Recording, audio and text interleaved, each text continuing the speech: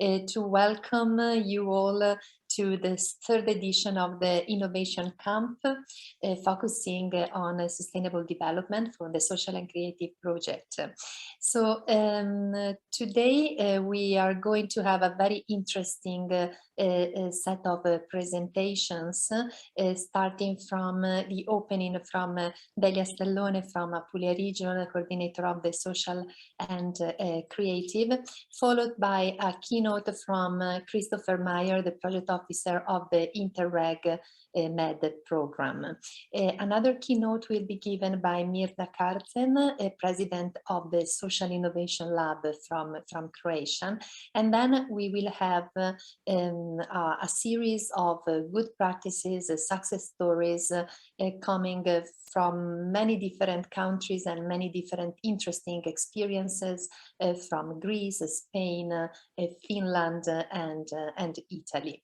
In the closure, we will have the conclusions from Marco Diciano, responsible for the research and innovation section at the Innova Puglia region. I am Martina De Sole, the director of Enol. I forgot to introduce myself, and I just would like to remind you that you can ask questions to our speakers, just writing in the chat, and we will then address them at the end of each section. So without further ado, I would like to give the floor to Mrs. Delia Stellone, who is actually the coordinator of the Social and Creative project. Thank you, Mrs. De Sole. Thank you, Martina. Welcome all. I'm here on behalf of the director of the Research and International Relations sections of Puglia region, and really welcome all. I would like to warmly thank you for connecting and participating in today's Innovation Camp. A special thanks to our guests, Christopher Meyer, Despina Manziari, Mirna Karcen, and furthermore Arthur Serra, Luca Leonardi, Juhas from Pa, Diego Mattioli, who one by one will help us exploring the role of cultural and creative industries and social innovation in sustainable development, and tell us about their experiences of successful cases and their key role in sustainable development. Also Marco Diciano from the Research and Innovation Office at Puglia region. Today's event is the last episode of 3 virtual events addressing 3 specific themes on which the community of creatives and social innovators of the Mediterranean is working. In May, we had Open Innovation for Society, the first theme. Then in last November, Industrial Transformation. And today's episode is about sustainable development. The Innovation Camp is part of the activities of the Interreg Med Social and Creative Horizontal projects led by Apulia region, that proposes to experiment a Mediterranean model of innovation to promote the sharing of best practices, solutions, and methodologies developed within the 11 modular projects that make up the community and which explore the 1,000 shades of creativity and social innovation. Social and Creative now is in its last year of activities and will come to an end next October. The Social and Creative community, which today has 14 projects, 163 members organizations from 15 EU countries and more than 400 stakeholders, aims to put the best experiences in common with policymakers who can use them as a basis for building innovative policies. The Social and Creative community considers creativity, social innovation as real forces capable of bringing prosperity, well-being to the Mediterranean area, but also as a solid opportunity to involve the migratory phenomenon in the metaphor of the sustainability of diversity, which is the driving force able to pass from a participatory process, and living labs are an example, to a political process where the strengthening of skills, responsibility, and collective integration can exploit the beneficial effects for the economy, business, and new youth entrepreneurship. Thanks to the involvement of the outstanding experts who are with us this morning, the sharing of the experiences of successful applications of creativity to sustainable development issues, and the identification of the most significant challenges that the cultural and creative industries have to face, we will try to understand how to connect the potential of creative industries with old and new markets.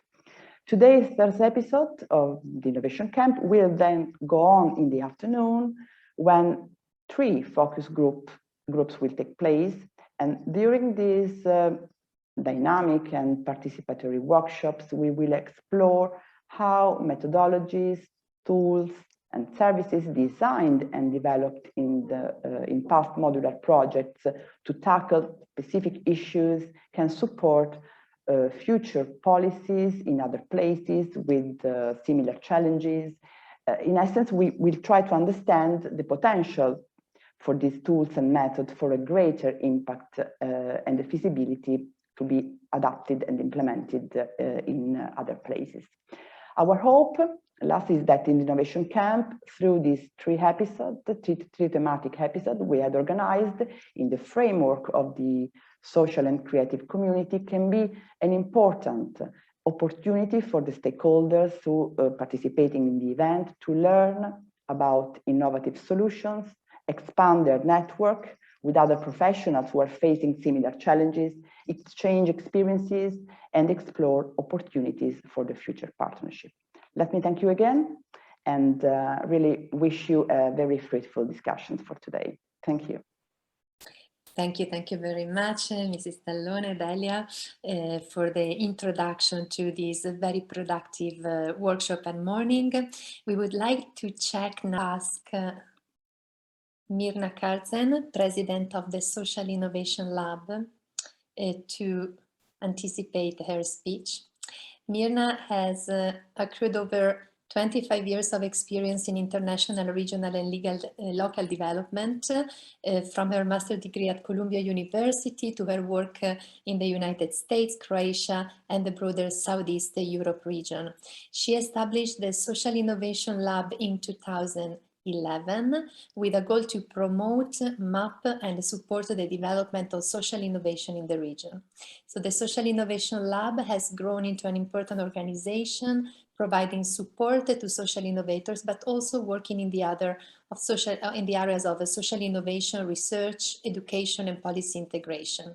So since the inception, Mirna and the Social Innovation Lab have helped develop and implement multiple projects supporting the growth in Croatia in the EU of the social innovation. So we would like to welcome you to the Innovation Camp and give you the floor to talk about the role of culture and creativity industry and social innovation in sustainable development.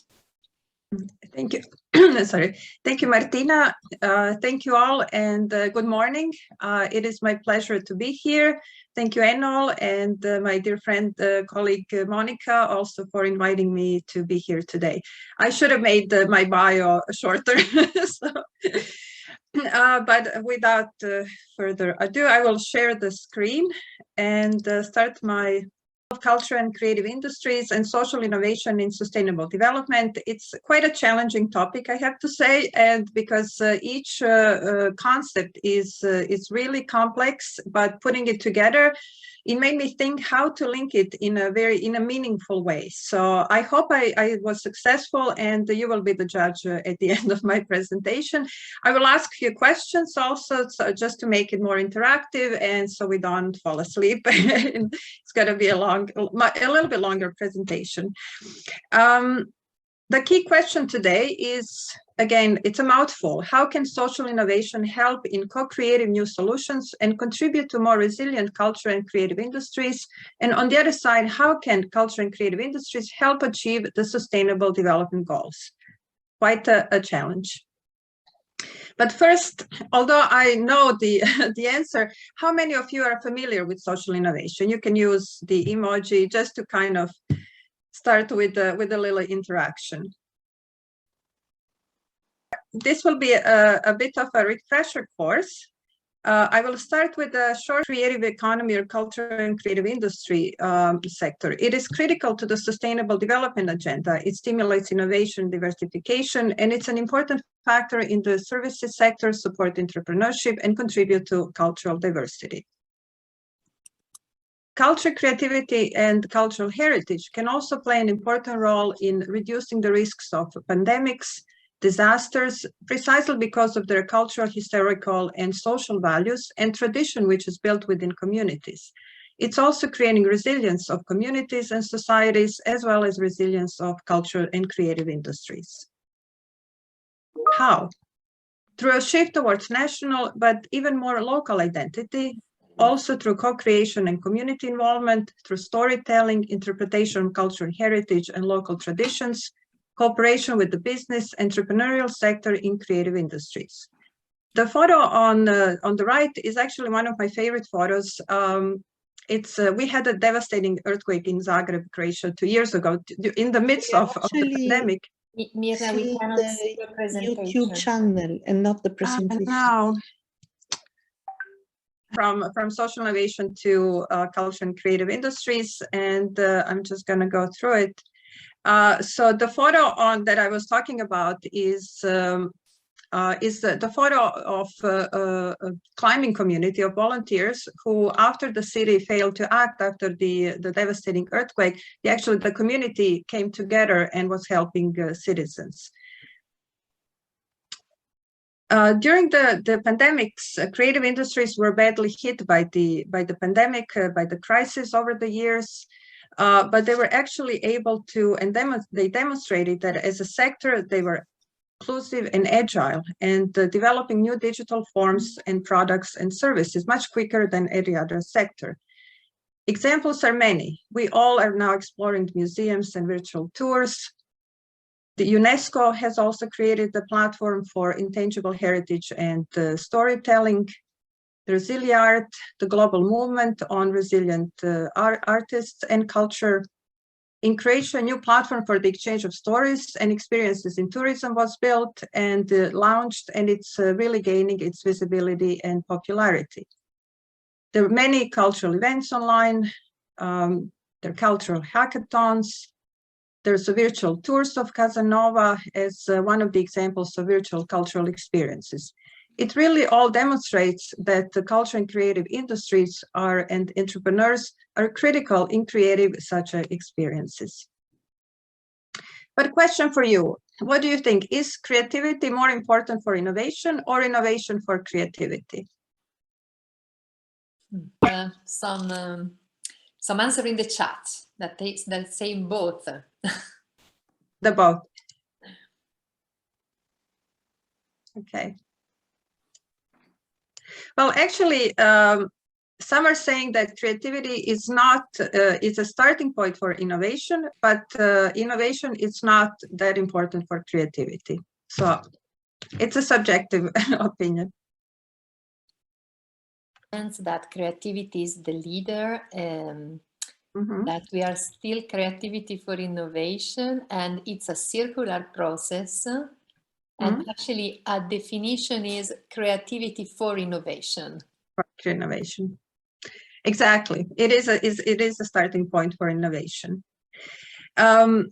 By formally announcing 2021 as the International Year of Economy for Sustainable Development, UNCTAD has really acknowledged the creative economy status as a driving force for building the future that respects the environment, workers, and principles of democracy. And what they said, it's that it must be a priority tool to give new impetus to innovation, to solve problems, to lead us out of the recession. But how can culture and creative industry become an important player in contributing to the Millennium Development Goals? And because it's considered a soft issue, it's soft area.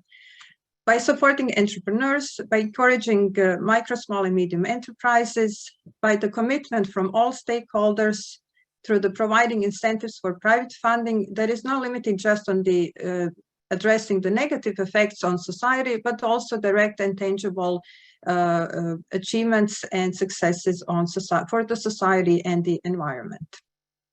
So where does the social innovation now comes in? And what is the link between social innovation and culture and creative industries? It's one of the methods such as design thinking. It's a creative problem-solving method based on a human-centered approach, which ensures that products, services, and processes are really rooted in the needs of people, communities, and end users. And it can help culture and creative industries achieve the sustainable development goals. If you remember the video, there was some creation important, because it's community, as we saw it also in the case of Zagreb after the earthquake, the community is organized much faster than public institutions. The role of local communities is crucial in protecting heritage, creating resilience, exchanging this traditional knowledge. The community is taking an active role in managing its own destinies, especially at the time of crisis. The community has knowledge of who and how to help, especially the most vulnerable groups in the community. And now for the end of my presentation, I would like to start a discussion and hear also from you, what are your examples of culture and creative industries that are really addressing the sustainable development goals? We can also go back to the discussion about innovation and creativity, which are really the main theme for today's event. Thank you very much. And I, again, apologize for the technical issues. So should we give the floor to the colleagues or are we waiting for the roundtable? Maybe just a quick round of contribution. A quick round, okay. So maybe can you just raise your hand so I can give you the floor? We can take 2 or 3 examples right now. Examples right now, we will have plenty in the roundtable that will follow. So do we have any question for Mirna in the chat? Very much, Mirna, for your introduction, and I think this it was also maybe the natural order, because now we can actually give the floor to Christopher Meyer, who is the project officer from the Interreg Med program, from the Joint Secretariat of Interreg Med based in Marseille. And he's going to present the Interreg Euromed Program 21-27, Sustainable Development in a Changing World. So Christoph, let's see if we can hear you. Okay, let's start with another soundcheck world, because we are somehow all a little bit in this troubled with all these ongoing situations from all sides. What do we have to do with the program, or how can we follow up perhaps a little bit in this situation? I have already given from time to time, I think, also at an innovation campaign outlook. Of course, this is a work in progress, so you will get some more updated information. If you consider the last, perhaps the last information that I gave you a couple of months ago, just to mention already that the next program 21-27 is still not validated by the Commission. So actually there are still some issues that are under negotiation. So what I'm saying here is more or less, all of course, it has to be seen in the context that we are still waiting for the program to be validated. So there could be still some changes on what I'm telling you now. We cannot, of course, we have to, in parallel, we have to go on, because we cannot wait until the validation process is completely over. It will be, I don't know, too late otherwise to start. We want to start some projects already this year. So we have to do several things in parallel. Just to give you, this is a general outlook in symbols about the next program. You can see the program area. It's covering 14 states inside the European Union and states that are in a pre-assessment procedure. all on the European side. Excuse me, we still are on the first slide, so maybe if you can just put presentation mode and change slide. Okay. An outlook on just a map on the zone that is covered. Those that had perhaps the opportunity to work with us in the ongoing period can see that there are some changes in the east and in the west. And Bulgaria and Northern Macedonia have joined the program in the east, and some more Spanish comunidades autonomas in the west. So in general, the program area is slightly changed. It's larger. The budget is not so much changed. So we have for this new program something like 294 million for the whole program. So this is the overall budget. Giving you an outlook on where we are. It is the largest Interreg program concerning the East-West extension in the European Union. You see it's reaching from Portugal to Cyprus still, and it's covering almost the whole southern border of the European Union. And this is also one of the first issues, of course. We have the ambition, and we think also it is a necessity to work, to look also on the other side of the Mediterranean. So we are working on possibilities to work with another program, which is called NextMed. This is not very easy because this is a different Interreg program, but we also want to give partners from the southern shore of the Mediterranean the opportunity to enter the program. They cannot enter as project partners, but as associated partners. And for that matter, we have also reached an agreement with Union for Mediterranean that is helping us, or we are together working on creating an interface that can make it possible to gather partners from the southern side to join project as associated partners for the coming program period. The overall topic, of course, is climate change. So this is still one part of climate change is climate neutrality. This is where we want to go. We have an ambition in Europe to reach this goal. And on the other hand, we are aware of course, of the situation that we cannot completely get away from climate change. So we also have to look on how we can get a more resilient society.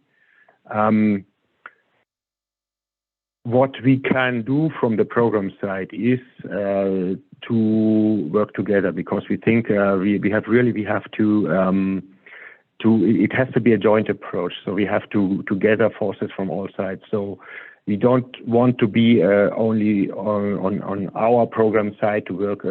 First of all, we want to join the projects, but also to work together with other programs. So we are trying from our side already to create interfaces with other programs, like other Interreg programs. There are a couple of them that are covering the same area, or at least partially. Other EU programs like Horizon, of course, with the European Commission, and then we have macro-regional strategies and other initiatives. I've just mentioned Union for Mediterranean, that we want also to really open up, to have a larger vision of how to get into terms with the challenges that we are facing in this region. You have mentioned already sustainable development goals. So this is more or less also the direction that we have, the documents that we have taken on board. This is the policy behind the action that we are funding with the program. So we are looking at the sustainable development goals. We want to facilitate the possibility to work on this. Another big policy agenda is, of course, the Green Deal. This is also the ambition behind the climate change approach of the European Union. And then, of course, it's a territorial program. It's about territorial cooperation. So we are also working with the territorial agenda of that has been it is a guideline that has been developed in the last years from the DG Regio side. I'm a little bit giving you more information on the content. The program is organized following 4 missions. Those that have worked with us until now are accustomed to work with communities. Social creative innovation has been one of 8 communities, so we will have 4 missions now. We have the 4 missions are larger, of course, than the 8 communities. We still have one mission that is targeting innovative sustainable economy. I will give you more information about this in a few seconds. Then we have protecting, restoring, and valorizing the natural environment and heritage. This is also comprising the aspect of cultural heritage, promoting green living areas, and then a community mission, that is targeting sustainable tourism. These missions are also not to be seen as isolated areas. They are connected. Of course, they are linked. They are connected together. You know from the ongoing program period that during the work in progress we have developed tools for communication, for exchange, also among the different communities. Of course, we are also working on this to have tools to keep these different missions in touch with each other.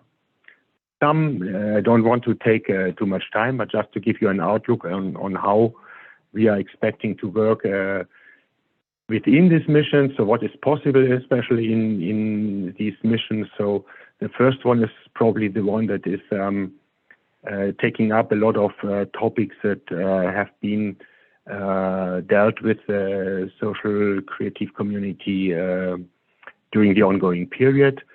So this is still a possibility to develop innovation, sustainable economy in terms also that are linked to non-technology driven innovation. Here we have creative work.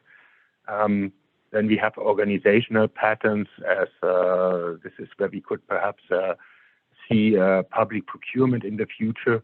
There is circularity that needs also a lot of creative input. And there's a topic of sustainable production and consumption. So all this is in the first mission, mission 1. There's also, of course, the link to blue and green economy. Just to give you the larger outlook of this mission. Mission 2 is about protecting, restoring, valorizing the natural environment. As I have mentioned, this is also in linking to natural and cultural heritage. So this is also comprising economic and social value of biodiversity. Just to give you some ideas of what could be interesting from the side of creative input that might be required. Mission 3, green living areas. So this is where we want to work a lot also on with local governments or with local administration. This is where the whole topic of energy transition is to be seen. Urban activities, but not only, also local in general. This means also rural. This is concerning also citizens' involvement, and there could be we had some exchange also with other partners that are working in the Mediterranean that could help us also to work on this policy side, where we want to get networking also to give you the opportunity later to have a good network that you can use for capitalization in general of your results. And we've seen that, for example, also yesterday we had such a discussion that in the context of urban mobility, there's a lot also that is creativity is an important issue, and we have to create an interface also to get these creative ideas that we have in that matter on the ground, for example. And finally, there is sustainable tourism. This is a little bit a pilot also, because this is precisely the first area that we have chosen to work with other programs. So this is going to be started. We are in the process of seeing with NextMed and another program, a cross-border program that is Maritimo, how we can perhaps pilot on this to work together with other programs. This would be an interesting possibility also to see how we can support projects that are working in one program to take results to another program. So yes, just to give you an idea about the types of projects that we are funding, we will have a strong issue of governance projects. This is where we have already a call that has been opened. The governance projects are mainly working on the different issues of capitalization. And then, of course, we will have what we call the thematic projects that are still working on study, test, and transfer modules. There's something new. These are the strategic territorial projects. So these are projects that are that already have a very strong link to organizations or partners that can already have an influence directly on the territory, and that can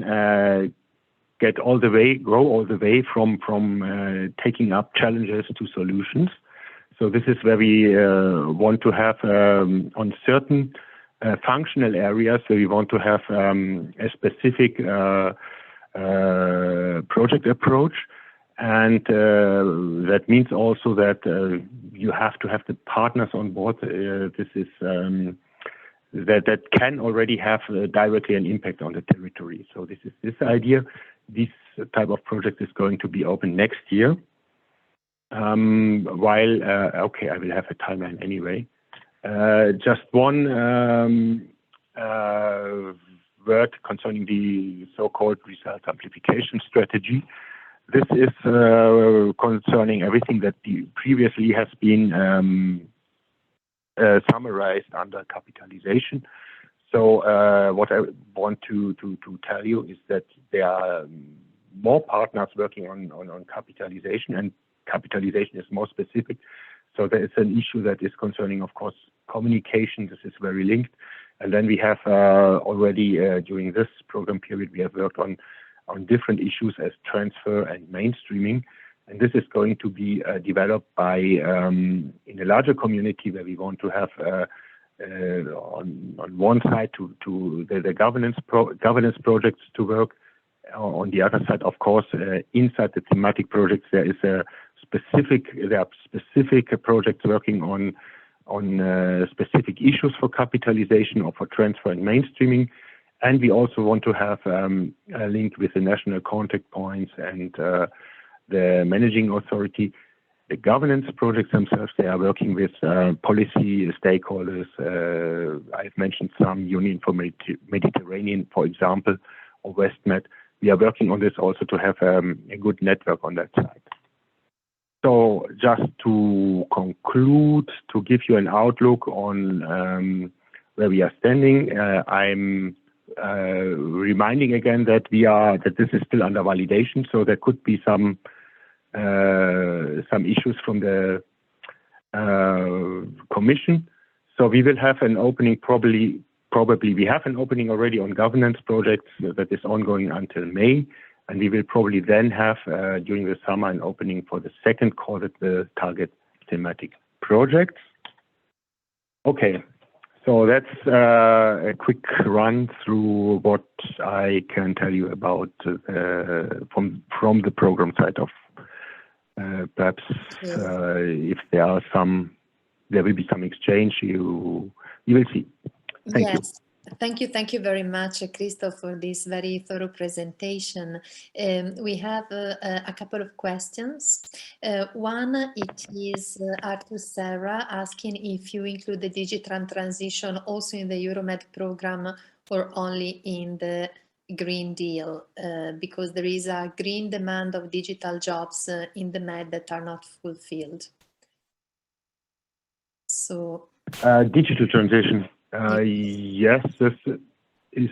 We have not made a particular mission or about digital transition, but it has been mentioned during the whole process of developing the cooperation program, and it is,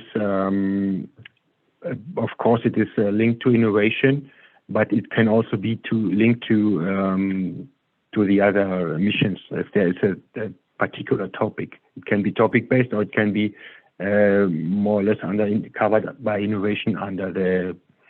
If it is yes, digital transition in the sense of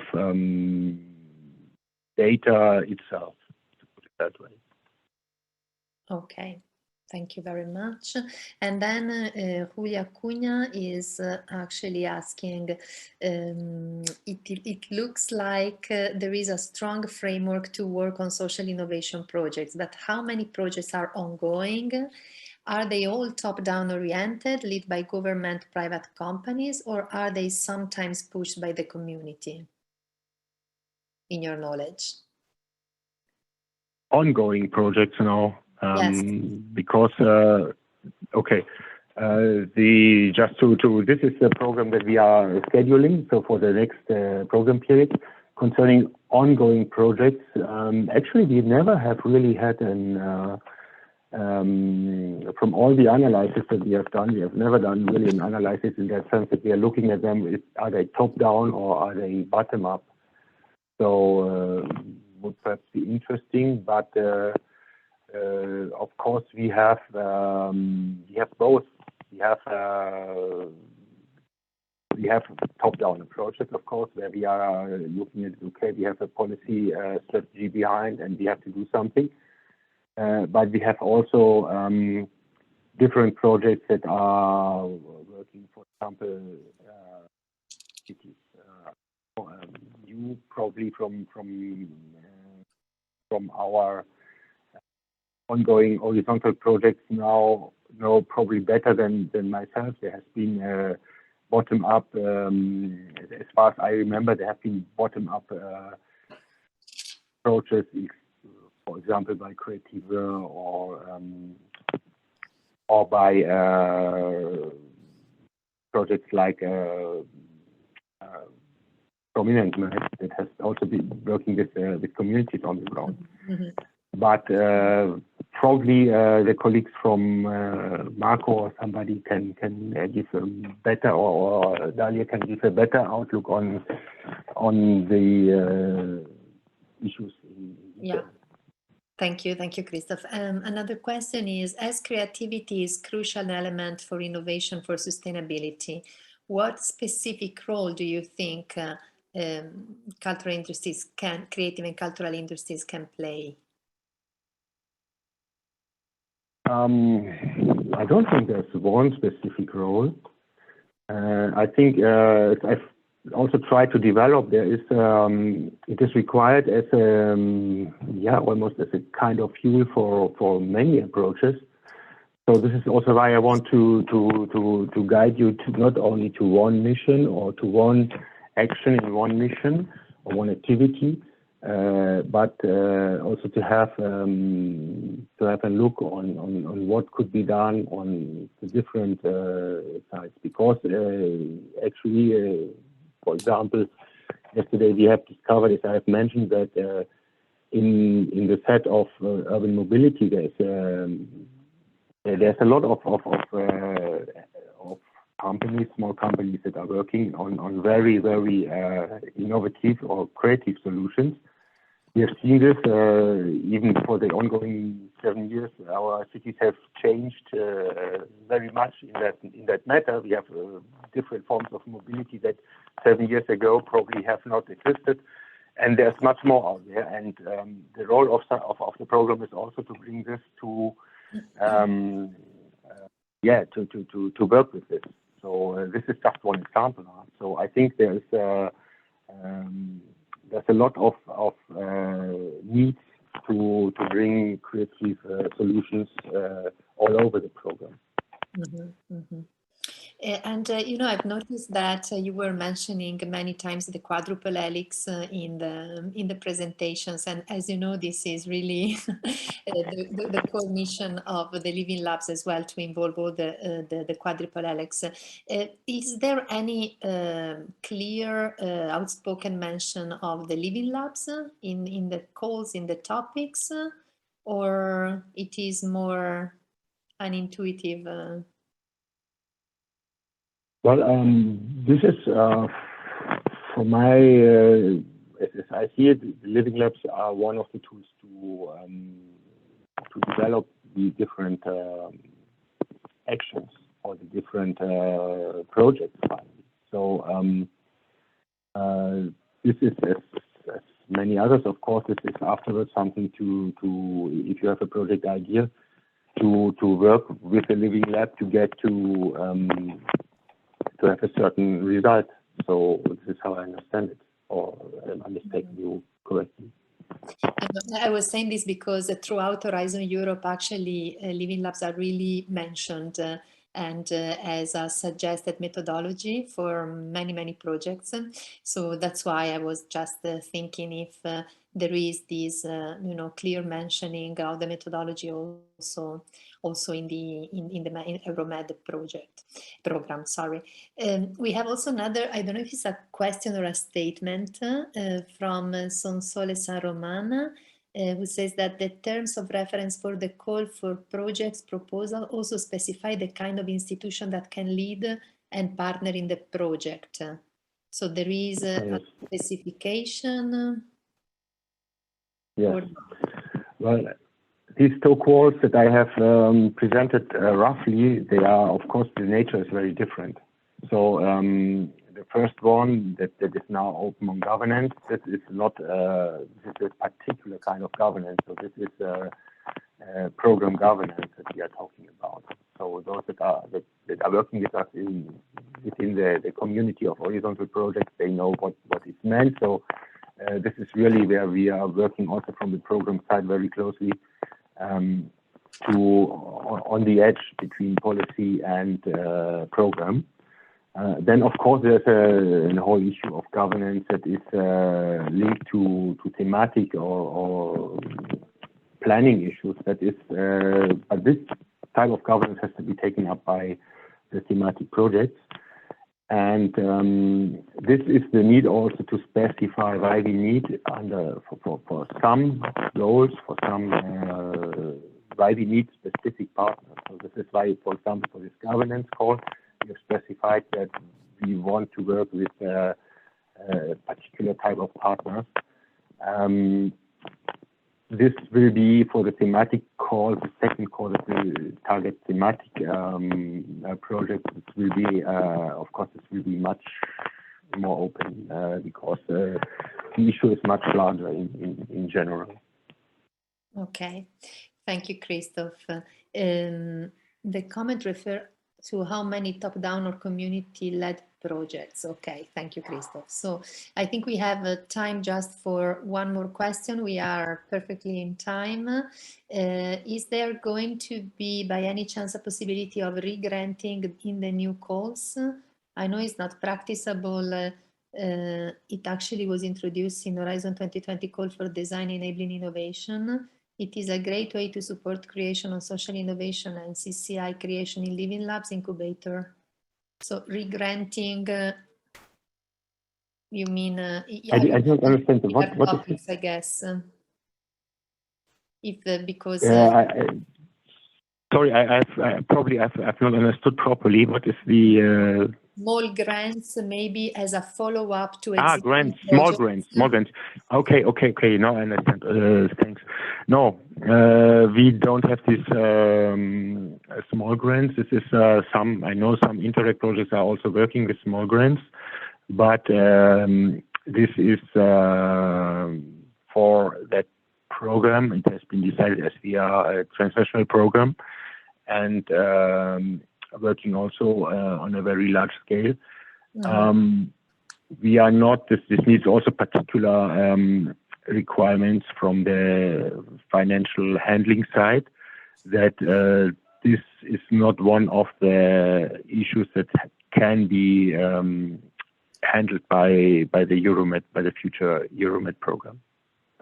Okay, good. And my very last question, Christoph, is it finally aligned, the program with Horizon Europe in a way, because it is, when it comes to rules for participation and especially the administrative management of the projects, it's quite more complex compared to Horizon, and there was a promise from the Commission to align all the grant agreements, but this is also a different program, so I just wanted to know if you're going in this direction as well. Yes, we are looking in this direction, but to be honest, it is not so easy to align the programs. We are working on this particularly. I've mentioned it also. Even only connecting Interreg programs already is quite challenging. So because there are different rhythms, there are different specific objectives that you have to follow up, and so it's always the question to identify these really concrete interfaces, and then to work on these interfaces. So this is how we are proceeding now. For the moment, we are still at the very beginning, so we are analyzing the different programs that are, what topics they are working on, and then the second step will be to contact them, of course, and to create interfaces. We have also worked with an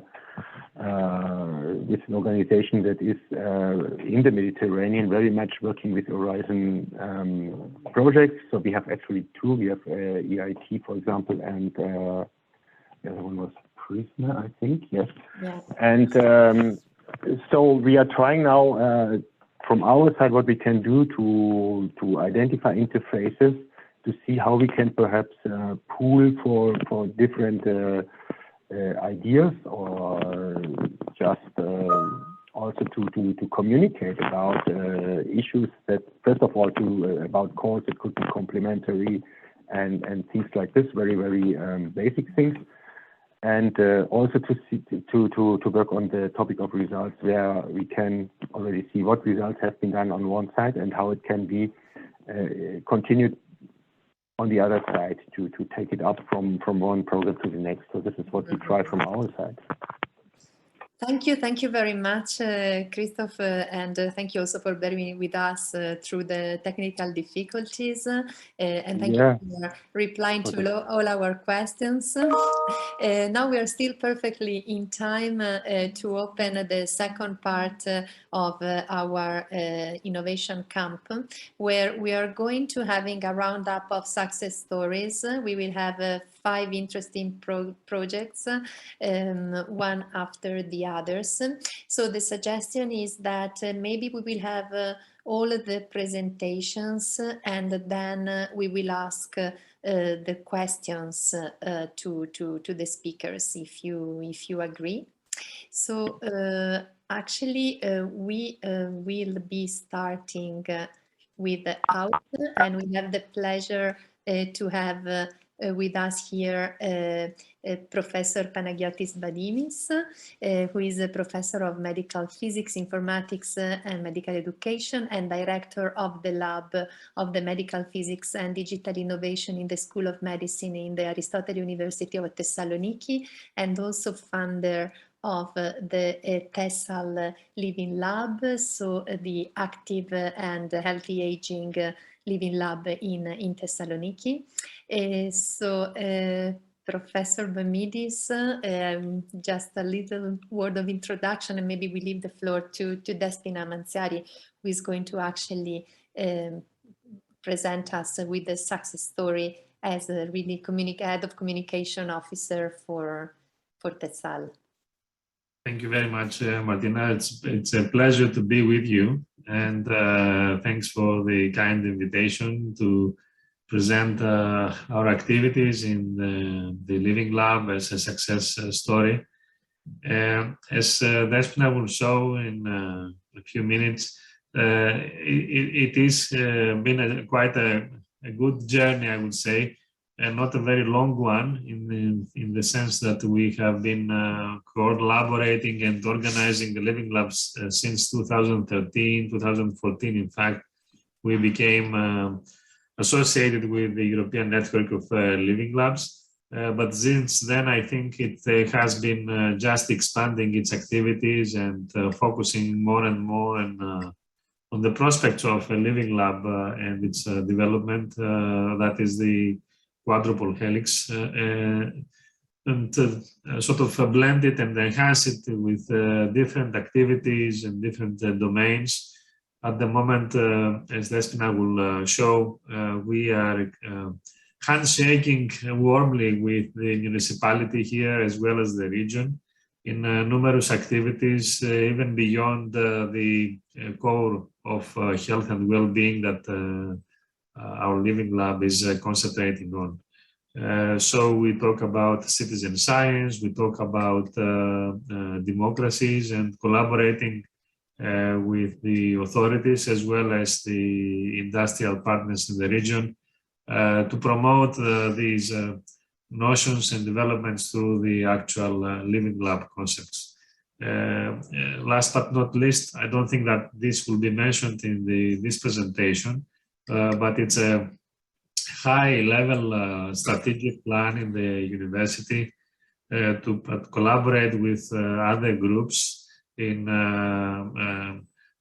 the overall sense of the agro and nutrition Living Labs, to expand what we do in our Living Lab in that domain, assist much of the developments in the future in that, and there will be a lot of developments in the next year on that prospect. In fact, our Living Lab will be enlarged with the incorporation of the other groups. So I'll give the floor to Despina to take you through these sets of slides and activities that we have done so far. And thank you again for the kind invitation, and congratulations for such a successful innovation camp. Thank you, Professor Bamidis. So Despina, the floor is yours. Thank you, Martina.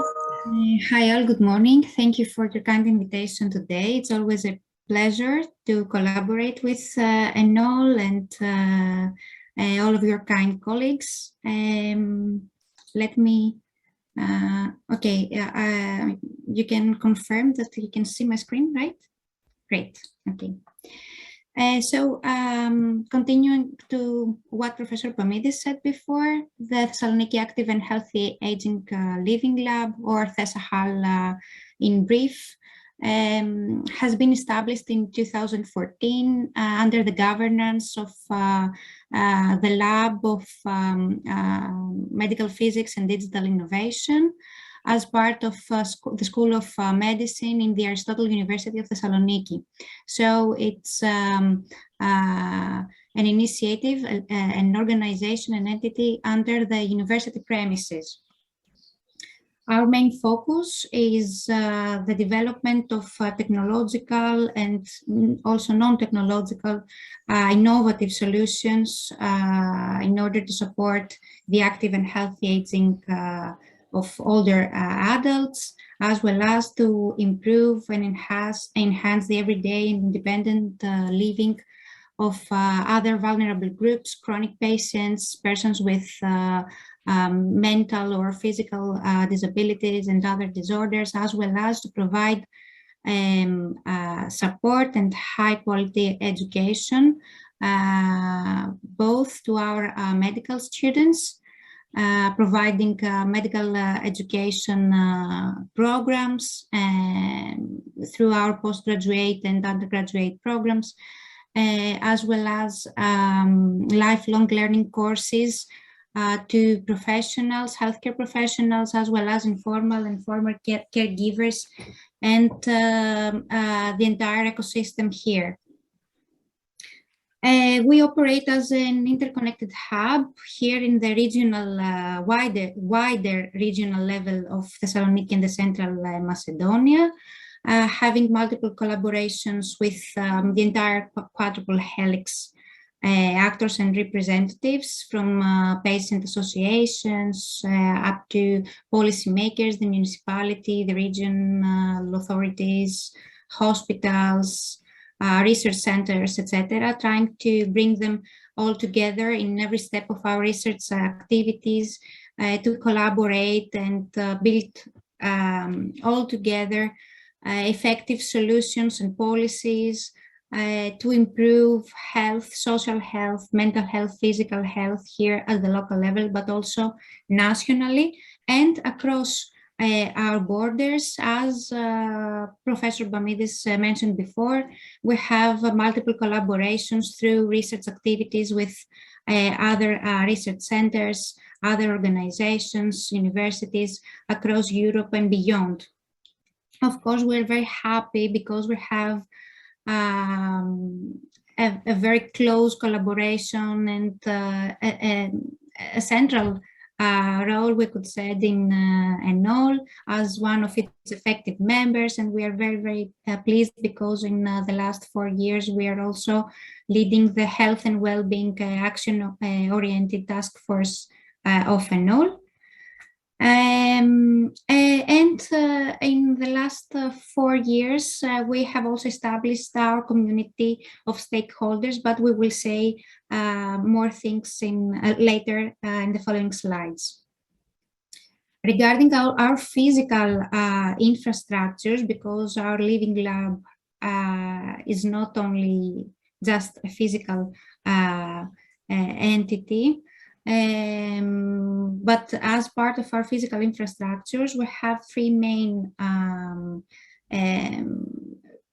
spaces. The one is located within the university premises in our lab in the School of Medicine. It simulates a real home.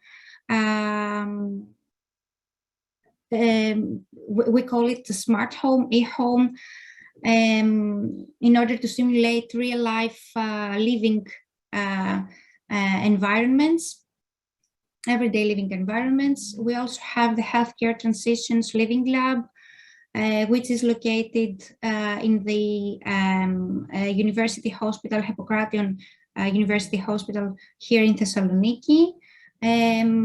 Which operates as a space which can perform different activities for people who are in the transition after a long-term care from the hospital to until their return back to homes during the whole rehabilitation period. And we also have another kind of an infrastructure, the Human Centrifuge and Rehabilitation Living Lab, where we simulate different activities and conditions regarding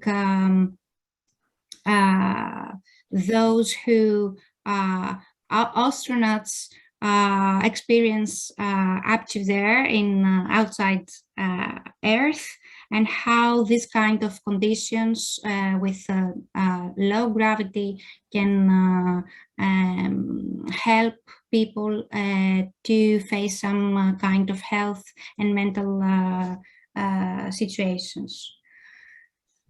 Regarding our methodology as a living lab, we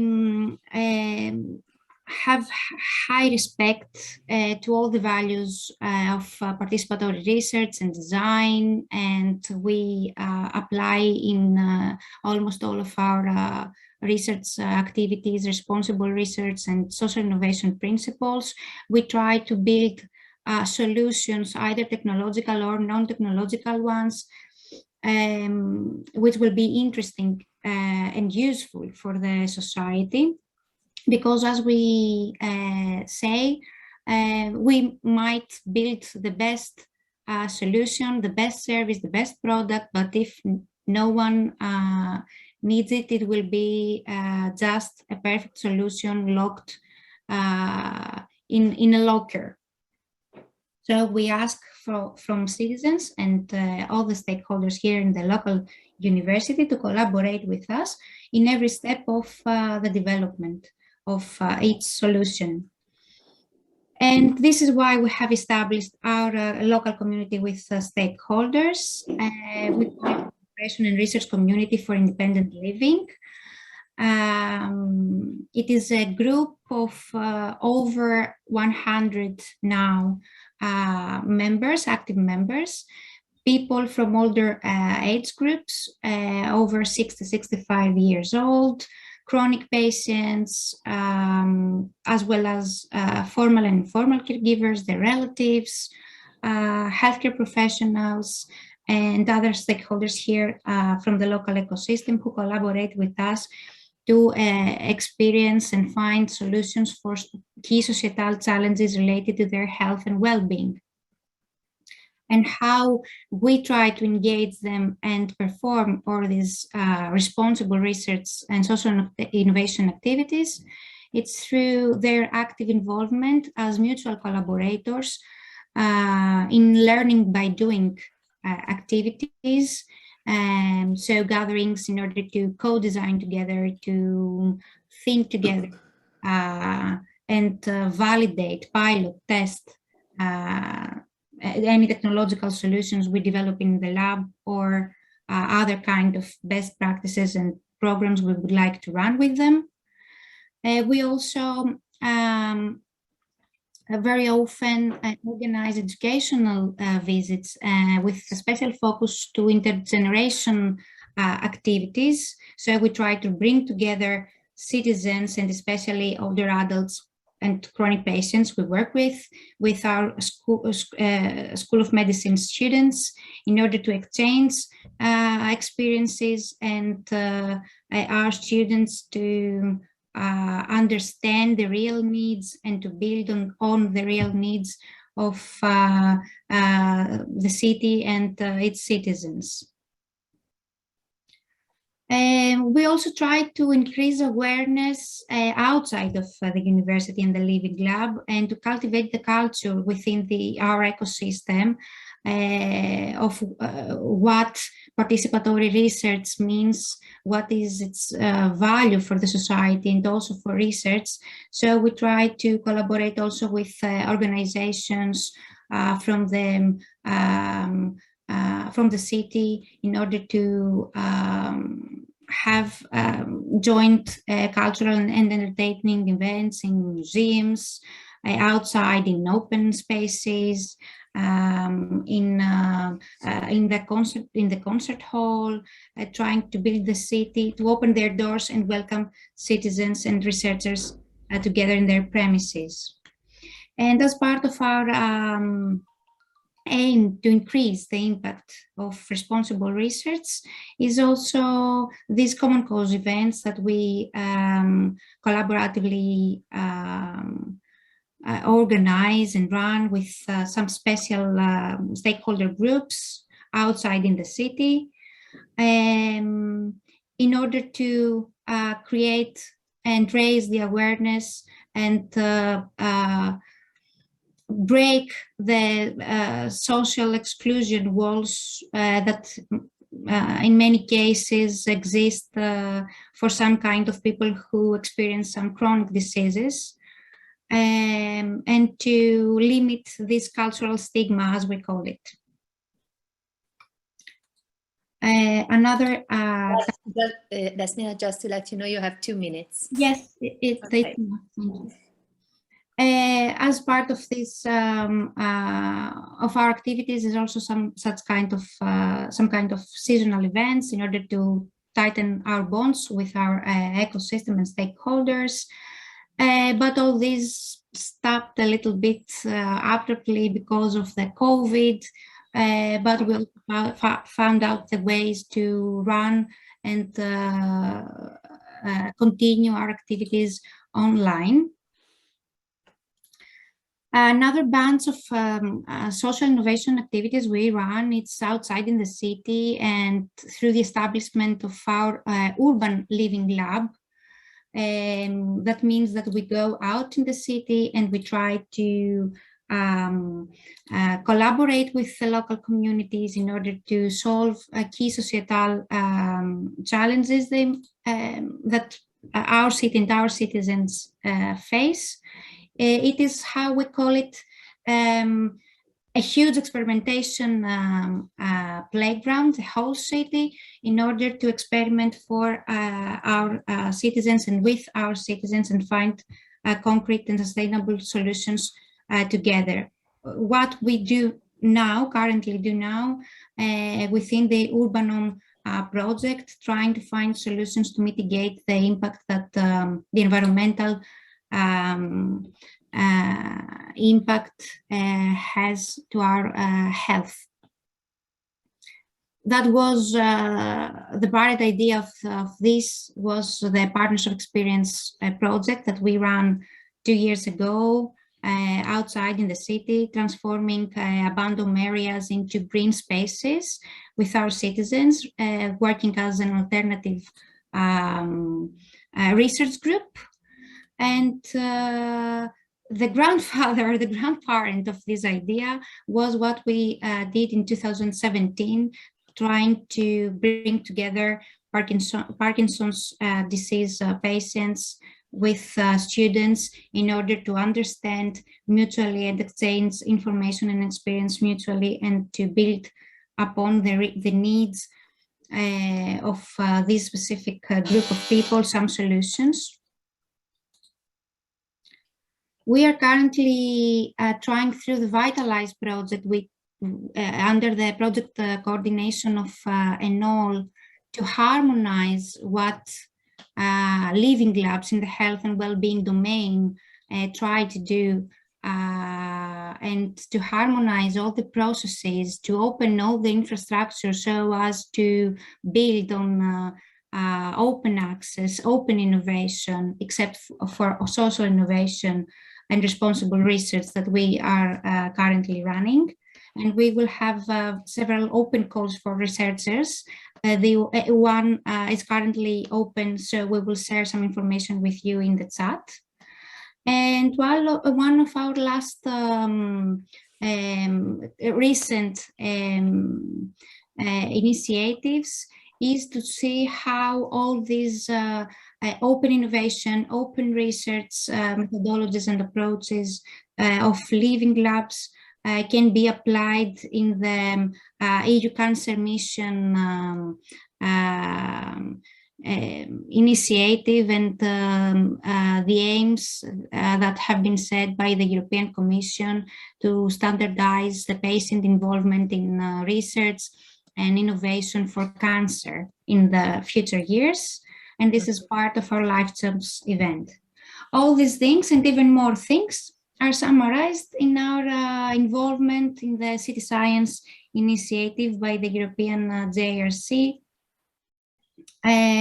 where with the municipality of Thessaloniki and 5 more cities, we try to open research to citizens and to cultivate the ground for even more participatory and collaboratively projects and initiatives in the future. So I think that was from our side, and thank you. Thank you very much, Despina. We already have some questions that will be given to you after the presentation of Artur Serra. Thank you very much for your very interesting presentation, Despina. So I would like to give the floor to Artur Serra Hurtado, who is the Deputy Director of the I2CAT Foundation in Catalonia since 2003. This was one of the first European programs on the future internet, and previously he was a founding member of the Center for the Internet Application of the Universitat Politècnica de Catalunya. So I would like to give you the floor directly, and you will have now. Hi, good morning. Can you see my slides? Yes, let me see. You have 15 minutes, Arthur. Thank you. Okay, thank you very much, Martina. Okay, I'll try to explain how we are organizing this integration of social innovation into innovation ecosystems. That this is a big must now in the European Union. As you know, we are starting a new program focused on European innovation area. And I think this integration of social innovation and innovation ecosystem could be a big problem to be solved. And the experience I will try to introduce you is this project called Collaboratory Catalonia that is trying to develop this solution for this problem. Okay. Okay, let me see, how can I move the slides? I don't know exactly. With the arrow is, yes. Oh, right, perfect. Right. Now, okay, this is our foundation. This is the foundation started in 2002 with the integration of the companies on the right hand, the government of the city of Barcelona, the regional government of the city of Barcelona, and also a group of universities. Okay, started working on the internet technologies. This is a classical 3 helix model. Okay, we achieve, it's not easy, it was not easy, but to integrate this kind of 3 actors in our foundation. Okay, in this research institution, our group particularly focus on this social innovation, what we call technologies for digital society. There are other areas more related to classical areas related with 5G, cybersecurity, artificial intelligence, etc. But we are just focusing on this particular area. Following a little bit, we started working with Enolin at the beginning, 2006. And in 2014, we pushed this idea of empowering everyone to innovate in order to make real this philosophy of the 4 helix, okay? The problem we discover with this formula is for doing the 4 helix, you need before a triple helix. That means that you cannot do the 4 helix only with citizens, but you need to complete a little bit the triple helix with this leg of citizens, civil society. But this integration is easy to formulate, but difficult to build, okay? Particularly, we have this issue now. In the next years, we have the big digital and green transitions as the European Union strategy, but we still have this kind of separation between what we call the economic competitiveness in one side, that is basically the goal of this business-driven innovation. I mean, the whole European innovation system is still on this kind of approach. And the other side, we have this strategic idea of social cohesion in the European model. And this social cohesion is more related with this social and cultural innovation, okay? These are 2 legs that in principle operate in Europe, even make the philosophy of the European Union, economic competitiveness and social cohesion. But unfortunately, the European innovation model is still mainly supported towards the economic competitiveness. And it's not clear how to integrate social and cultural innovation in this kind of a structure.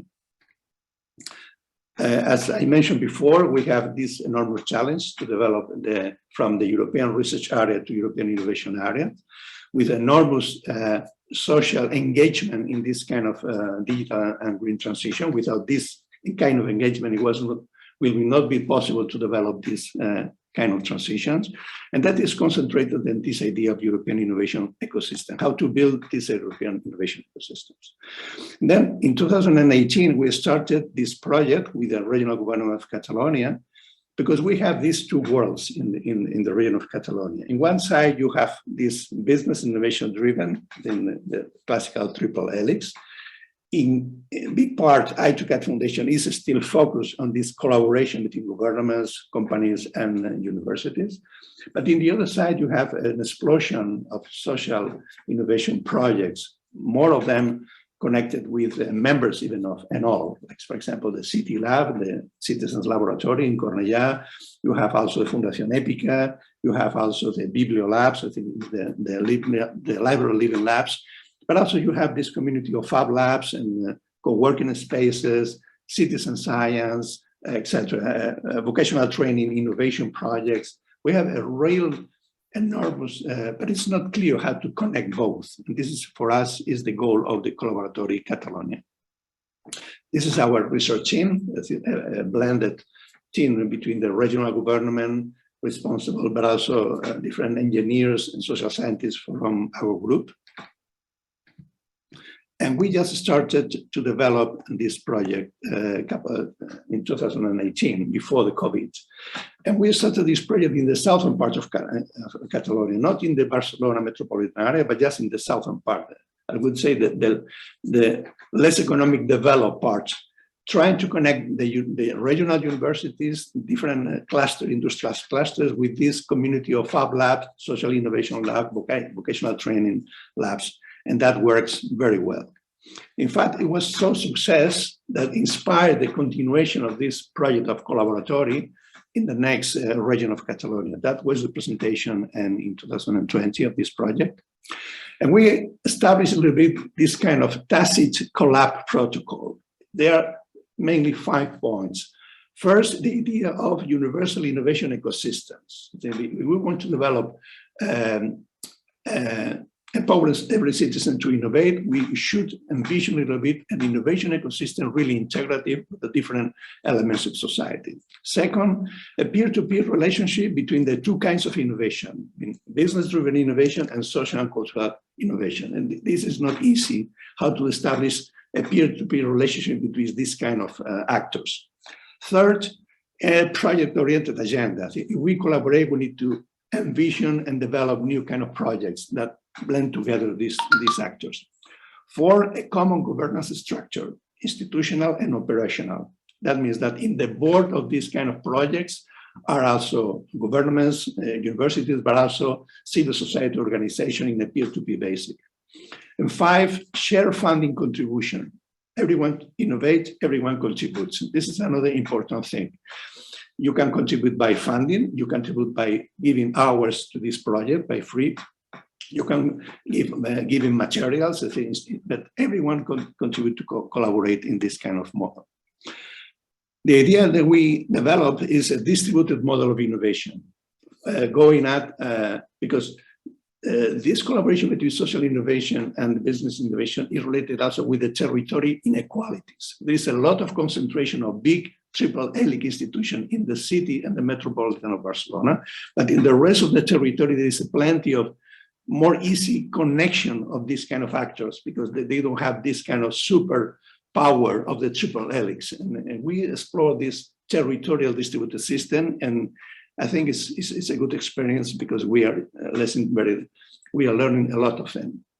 We defining the process, exploration, the entrepreneurial discovery in the real innovation strategies, lab co-creation, engaging all the stakeholders with these 5 points of the protocol, and collab deployment, trying to set the basis of the self-governance of this kind of collapse, the territorial.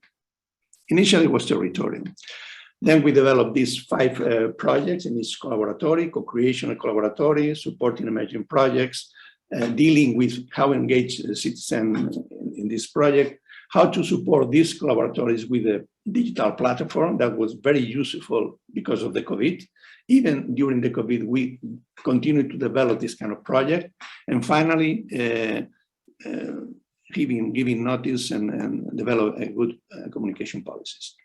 In 2021, we developed 3 more living labs in other territories of Catalonia, the North Territory in Girona, near the frontier, the French frontier, and central Catalonia.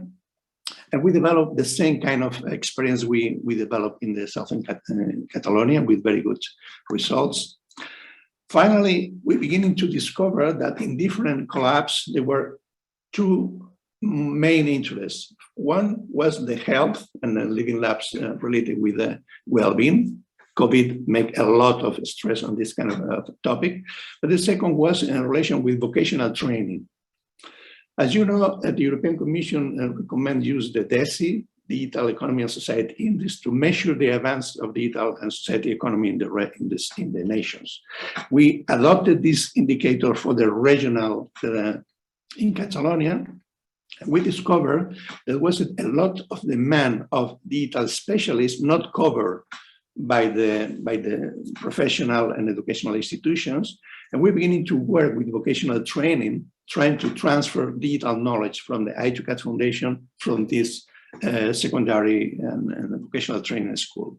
Very important, because universities are in the main cities, but vocational training schools are around the region. And if you transfer and you prepare this kind of vocational training schools with the right digital knowledge, you can help them to transfer this kind of digitalization process to the whole community of small and medium companies in their own localities and in their own region. And that helped a lot to discover that we can transform weaknesses in a strength, because you can organize this collaboration between research digital centers, universities, and vocational training centers in deploying and strategies for digitalization and innovation around them. In 2022, we're beginning to consider not only territorial collaboratories, but also thematic around these two areas, health, well-being, and digital capabilities. And we build this kind of umbrella called Catalonia Collaboratory that support a little bit the coordination of that. We finally developed this kind of website and tools for creating this community with the idea of these universal innovation ecosystems, trying to envision how this collaboration between the triple helix and the four helix really can integrate each other in the new innovation model in Europe. Finally, what we discovered is, of course, in all, we developed this action-oriented task force on social innovation that connect us immediately with other European organizations, the European School of Social Innovation, that deal specifically with social innovation, with this problem of social and cultural innovation, and that help a lot to integrate these two orientations in order to transform and giving alternatives to how to open up the European innovation ecosystems. Now we are exploring also this idea of this project of new European Bauhaus as a kind of framework that this collaboration between ENOL and ESSI, triple helix and four helix, in the framework of the collaboratory, we develop alternatives maybe for rethinking how Europe can be a more innovative and sustainable continent. And that's all. Thank you very much. Thank you very much, Arthur. And sorry, I forgot to mention in the introduction that you are one of the funding fathers of ENOL. So thank you also for all the work that we are doing really on social innovation and on creative industries in our action-oriented task forces. We also have already some questions for you for later, so you can also start reading it in the chat. But now I would like to give the floor to Luca Leonardi. Luca Leonardi is the responsible for territorial innovation management at Consorzio ARCA and ARCA Living Lab, and has more than 15 years of experience in EU and national regional project in implementation. And since 2015, he's the responsible for the ARCA Living Lab, a testbed lab introducing the concepts of open innovation, design thinking, co-creation, business model design, social and environmental sustainabilities to company and creatives. So I would like now to give the floor to Luca Leonardi. Thank you very much, Martina, and good morning to everybody. And thank you again, ENOL, for the invitation. I try to share my screen. Yes, we can see it. Can see. I try to adjust to presentation mode. Yeah. A cluster of projects that we managed, and we are still managing at Consorzio ARCA with the aim to respond to a sustainability quest in the fashion sector. some figure about the context. It takes almost 10,000 liters of water, what one person drinks in 7 years to make one pair of jeans. And when those jeans are discarded, they join the 21 billion tons of textile that end up in landfill each year. Of 100 billion items produced yearly, 14 for each human on the planet, 3 in 5 will be discarded within 1 year. Environmental Audit Committee found that the 15% of all clothing fabric is wasted at the cutting edge stage of production before it even has the chance to get in stores. During Fashion Revolution 2021, in the Fashion Revolution Week, it emerged that 200 million trees are felled each year to make a cellulosic fabric. 35–40% of those coming from old growth woodlands. And again, when it comes to pollution of water supplies, abuse of workers, and damages to the environment, the statistics are endless. All in all, making clothing is a dirty business. These figures already well known, highlighting the scope and the scale of the issue, which clearly cannot be resolved by one company or one country alone. A broad-reaching structural transformation is required, leading to the main action research question posed that we can pose. It is possible to intervene holistically to transform an entire industry towards sustainability. And if so, where to start? Well, our response started in 2015 with the European project and Horizon 2020, TCBL, that started in 2015 and has been completed in 2019. And we formulated an alternative approach to address the problem, based not on remedial action, but rather a diffuse creation of sustainable value by and for all stakeholders, including customers. This for sure implies a systematic transformation of business models brought about by all players in the sector, engaging in the experimentation of new process and transaction patterns.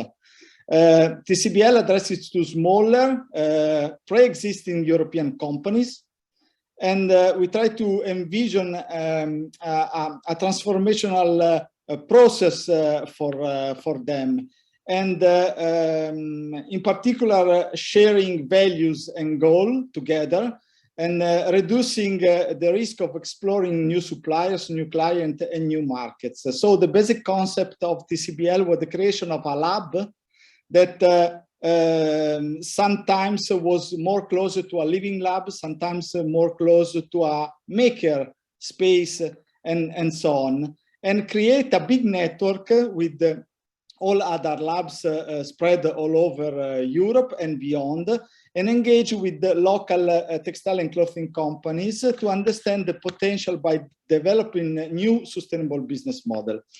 In 2016, we had another piece of this puzzle that was the Creative Wear project that anticipated how textile and clothing industry can recover from its deep structural crisis through a new attention to design, to creativity, in a value-driven and customer-driven approach.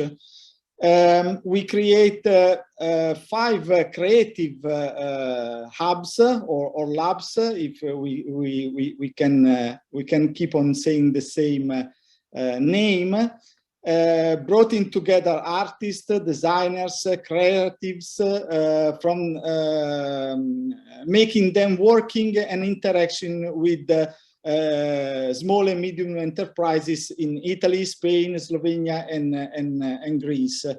And the experimentation with the different interaction format led to a common Creative Wear model, whose transfer capacity was tested by an extension to 7 new creative hubs through 2 different open calls in 2018 and 2019. And all these new labs were put together in the big network created before by TCBL project.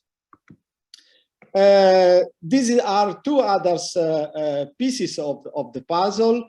REFRIM, another Horizon 2020 project that were participated by two labs from the previous project, ITEX in Spain and ARCA again in Italy, supported art-driven innovation in European research and innovation project by incorporating artists into scientific and technical teams, research team. REFRIM was a lighthouse pilot from STARS, Science and Technologies plus Art, and response to a challenge that how to art can be inspired urban manufacturing, engage industry, technology, and user, artists in a broad artistic exploration of technology with the aim of creating novel products, processes, and services. And last but not the least, a project that we are still managing that will end in this year in June, the Creativeware Plus project that were 3 original partners from Italy and Greece pair up with the 3 new hubs in Portugal, France, and Bosnia to further extend the Creativeware network and model. This new project is more focused on the sustainability issues and again the transformation path through creativity for companies, especially small designers and small medium enterprises. This is the network we built in this year with more than 50 innovation labs, 250 companies, and this is important for showing the interaction and the pilot we built between, thanks to the interaction between the labs and companies.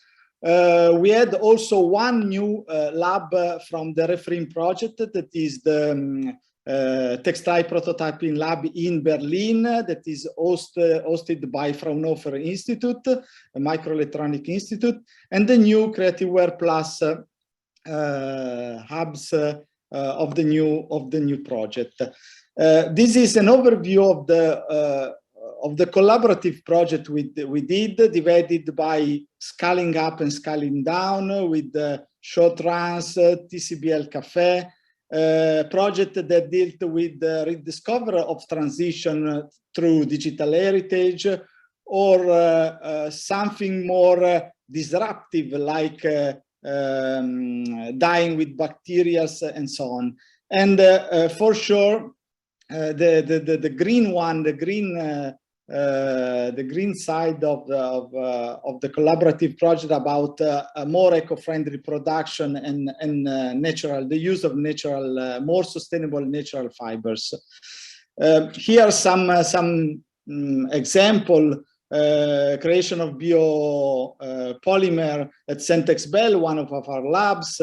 Artistic expression at Consortio Arca. You see there are very different pilot projects. Natural dyers at La Colombina in Italy, one of our labs. Chemical reduction finishing in Beste, that is a big company close to Prato in Tuscany. This is another pilot project to organize a more human workplaces in France. And here are some new sustainable products delivered by the REFRIM project. We have a letter from Cork. We have no woven and crafted textile for recycling jeans. We have dresses from ocean microplastic. This is a bespoke dresses with the microencapsulation. This project, the Neobotanical Gardens, new sustainable materials, and so on. But I would like to, before finishing, to underline what we did for our community, because the first step of the project in 2015 was to build an innovation community driven by a feasible vision for a sustainable future, and through mapping competencies, spaces, machineries that we have, and then we decide to vote and to this project. And we have these businesses to collaborate with independent creatives, ateliers, design studios, before in our local territory, but then helping them to exchange all over Europe, and building also a local value-based communities, not only of textile and clothing company, but bringing together different and heterogeneous community of people in order to help them through also co-creative session in order to see new future for their businesses. This is important also to explain, to testify how significant is not just to launch a single project, but all these projects that together helped to engage to more people, and this also led the way to a lot of activities in Palermo, for example. Well, we bring together a sort of big event spread all over the city, like Vestino, but more important, we give back a textile lab that is now open again after the pandemic, consultancy and support to our community, visibility for them participated in European project or like on other event, specific tools we delivered, and for sure a very close cooperation with the fashion district in Palermo. Thank you very much. Thank you very much, Luca. A few questions also for you. Very, very interesting presentation, bringing also the collaboration with artists to the table. That is always inspirational and interesting. And we will dive into this a little bit more later. So I would like now to give the floor to Juha Suonpää. I hope I have Perfect, thank you. So, who is the adjunct professor, the principal lecturer in Media and Arts program at the Tampere University of Applied Science, TAMC.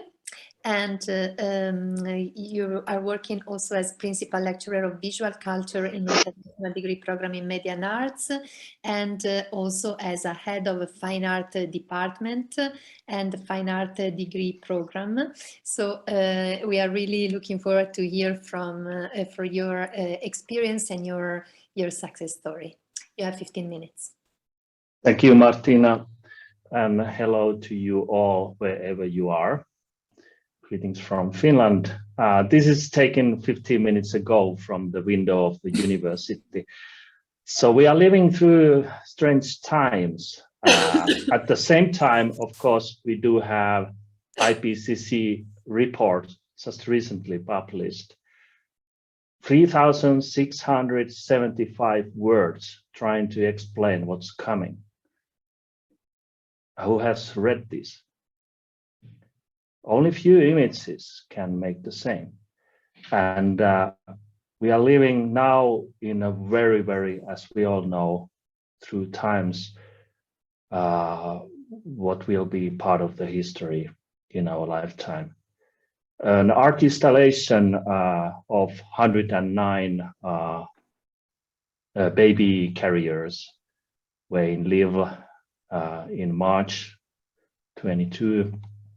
And I think most of you have seen this or felt this. And as an example how to tackle our challenges, we have the technology. Only thing we have to do is to wake up and change. And for that, we need something which can touch our heart. And art can do that. My background as an artist, visual artist, is now in play. And I feel first time that maybe we can now change the question that typically we are asking what can art do for us? But we could also ask already that can art save us already? Catalysts are something which can boost forward the change. And catalyst can be also a tool for inhibit sustainable change. But in my presentation, we concentrate on those catalysts which are boosting towards and reaching the sustainable change. Visual catalysts are taking place on the edges of different cultures. That's the way how we learn to find them. And there is the place where creativity happens. And I do strongly believe that artistic insights can catalyze the change for the sustainable future. Now or never, it has to be done. And also as an educator for fine art artists throughout 20 years, I think now visual art is the future change maker. Also, during the past years, I've been trying to find ways how to create extra value for young emerging artists. Typically, there is young artists are thinking how to survive, but maybe rewording the art in co-creation way, there is the future. Education today is faced with the task of developing socially and culturally sustainable models in an era where the challenges are global in scope. For arts and culture facilitators, questions arise around how to use online spaces to provide engaging international experiences for students and colleagues. How does one share and preserve distinctive cultures and creative contexts when connecting online? Over past 10 years, students and professors at universities around the world have engaged in meaningful international experiences under the name INTAC, International Art Collaborations, following an annual cycle of 8-month engagements. Here we see the co-creation model for INTAC structure. We do have several member universities from 4 different continents, and annually we form a new collaboration structure depending what universities are following. And from those hundreds of students, we form co-creation project themes and groups. We use critique spaces in Slack, Miro, and other online tools. And annually, many times in a year, we come with different outcomes. For example, to galleries, public spaces, and so on. This year, 2022, we were using Miro, and that's how the workspace looks like. We cannot zoom in at this point, but because it's only a slide, but you see the visual perspective. the aspect of organizing and collaborating visually. It's like a big table of different cultures and thoughts, what we are dealing with. Not simple, but it's global. That's the globe looks like in practice. During the years, I have found 4 key competencies which are produced through these co-creation collaboration processes. The collaboration competencies, first of all, is the ability to learn from the others, to understand and respect the needs, perspectives, and actions of others. Means empathy and emotion, empathic leadership. Those concepts are coming very critical and useful. Critical thinking competency, the ability to question norms, practices, and opinions. Those reflect on one's values, perceptions, and actions. Self-awareness competencies, very important. The ability to reflect on one's role in the local community and global society. And then integrated problem-solving competency, which is kind of integrating the above-mentioned competencies. It's the comprehensive ability to apply different problem-solving frameworks to complex sustainable problems and develop viable, inclusive, and fair solutions that promote sustainable development. Some examples about our outcomes: a gallery show in Finland. This year, 2022, this Thursday, actually, our virtual exhibition will take place here in Aiontamk in iWeek. Welcome. We've been combining our agenda also to art triennales like Backlight Photo Festival in Finland a couple of years ago, and also making POD, printed on demand books to deliver annual themes made by students. But first of all, I remember one of very dear workshop I was doing with international students in Mexico City. My students from Finland and students from Romania were there.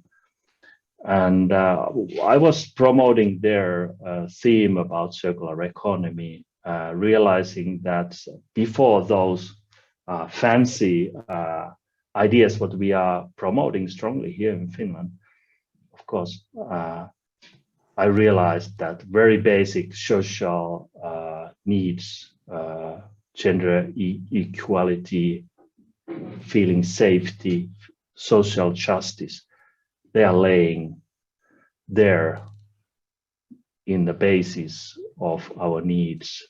And they are also, if I think about today, our globe, Europe, what's going on, I think talking to heart, that's crucial. I will share my screen.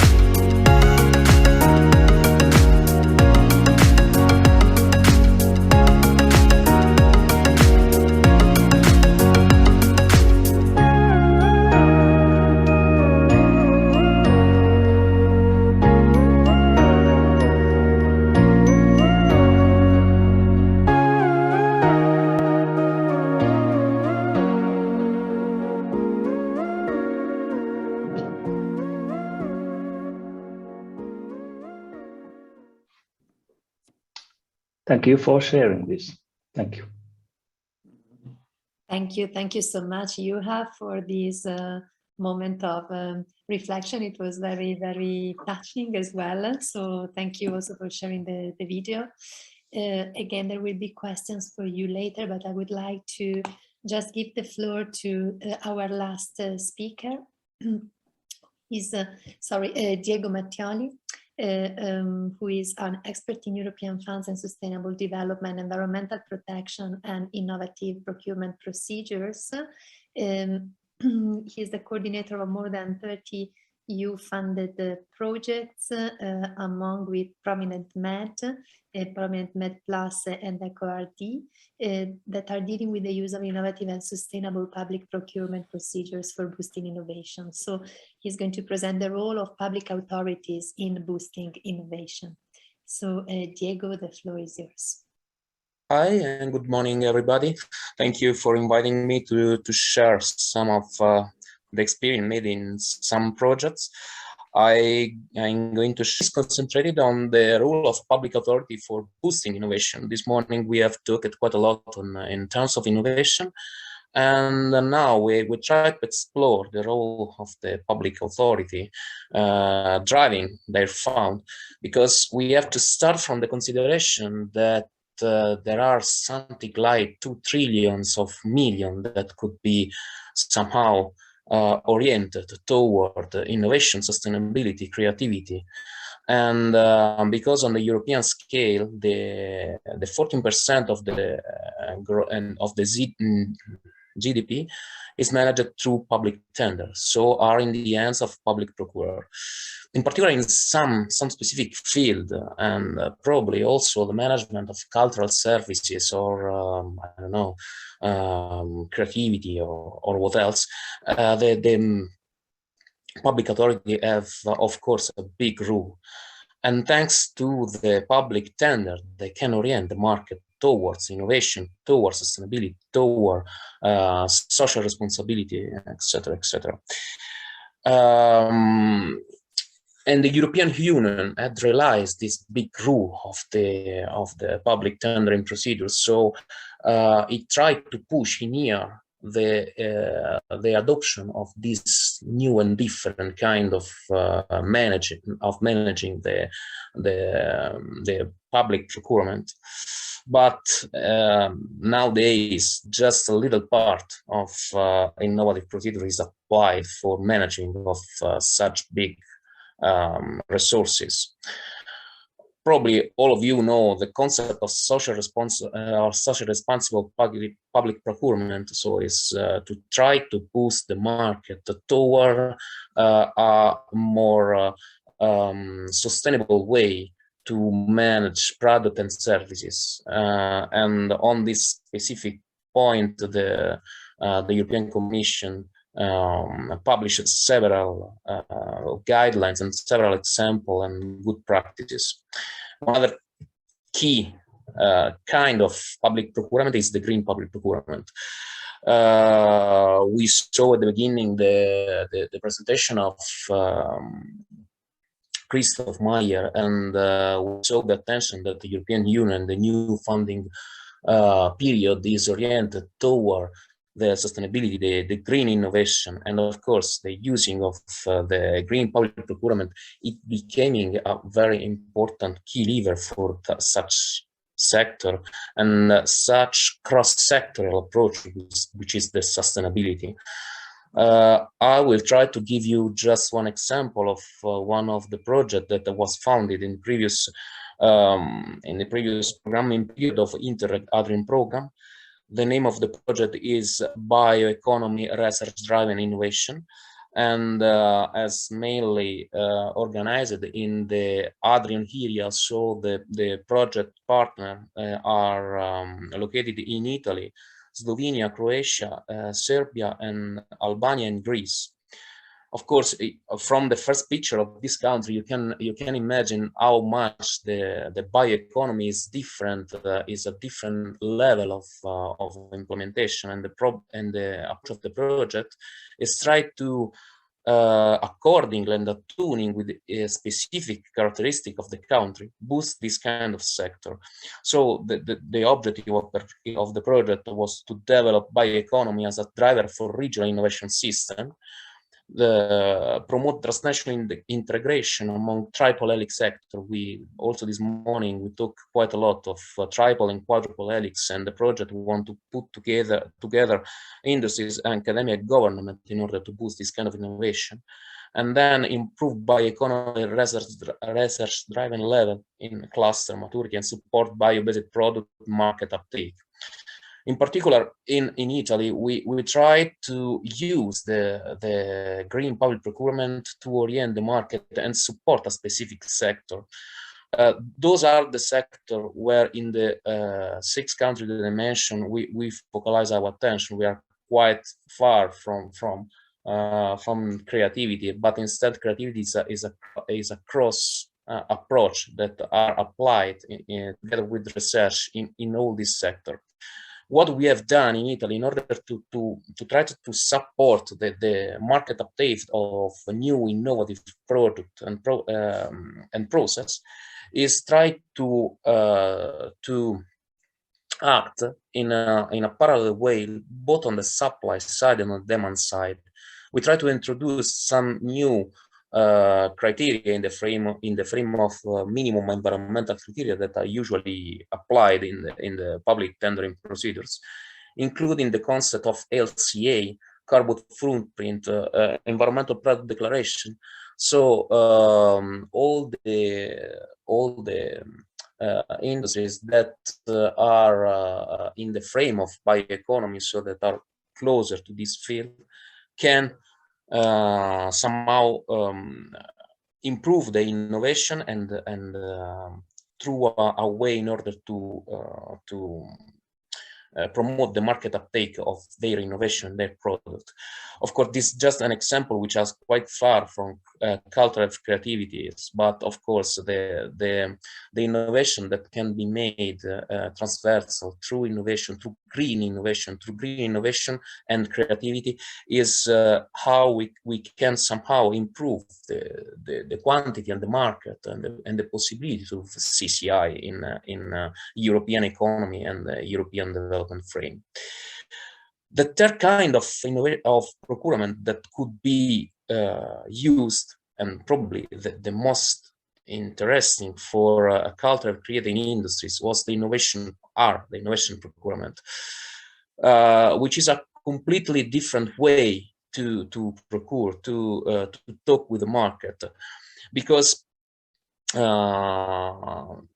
adopt this approach means stimulate the supply chain to invest in developing better and more innovative goods and services and meet the unmet needs. So, and the second pillar of this new approach is unlock and exploit the creativity and innovation potential of supply to deliver better outcomes and in a cost-effective way. This means completely change the way of thinking of the procurers. So, because they don't start a procurement procedure thinking to know the solution. They have before ask the needs to the user of the services, and after ask to the market which could be the best solution to provide the answer to the identified needs. When we talk about innovation procurement, where we have some challenge that require solutions that are still not in the market. And we have 2 different kinds of innovation procurement.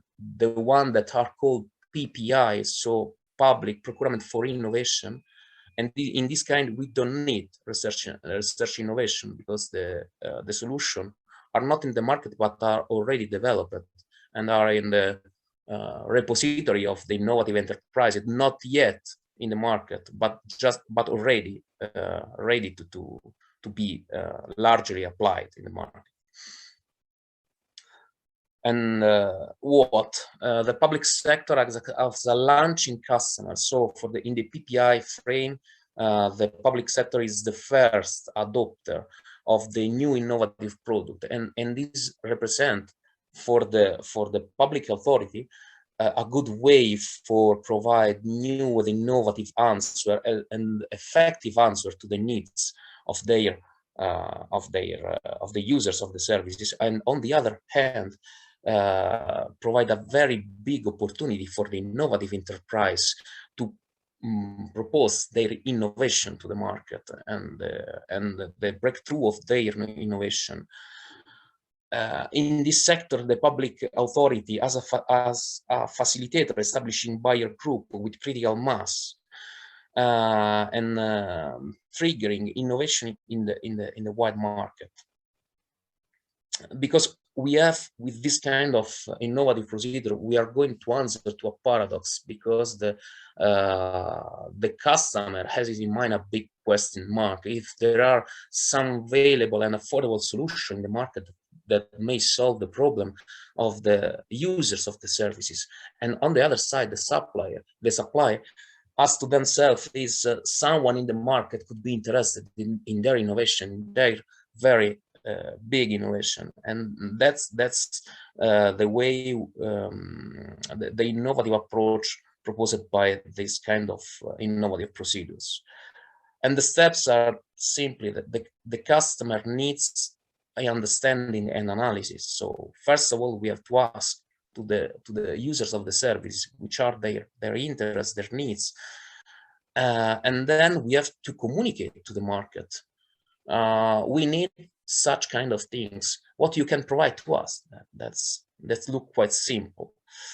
And afterwards, we have this process: there is identification, market engagement, and pro-innovation. We tested such kind of innovation in the frame of an European-funded project, which is Prominent Med, in which we applied, we made this needs analysis and all this project for the energy refurbishment of public buildings.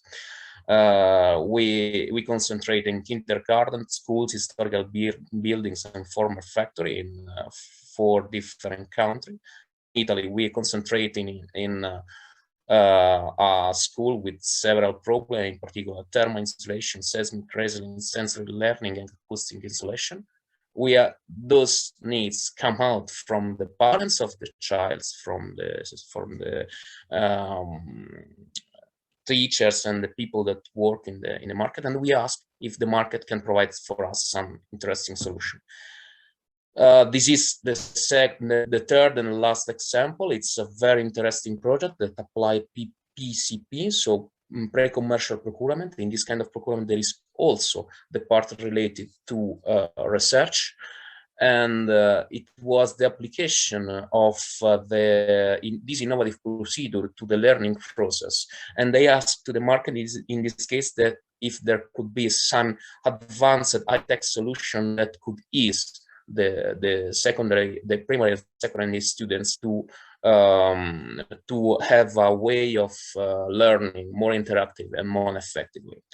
I finish with this slide because this process could be a double-step process. We initiate with a PCP where R&D are part of the process, and we arrive to the new to the second part, which is PPI, when the innovative enterprises have developed and finished their R&D process, and now they are ready to propose to the market their innovation through the big role of the public organization through tendering procedure. That's all from me, and thank you for hosting these experiences. Thank you very much, Diego.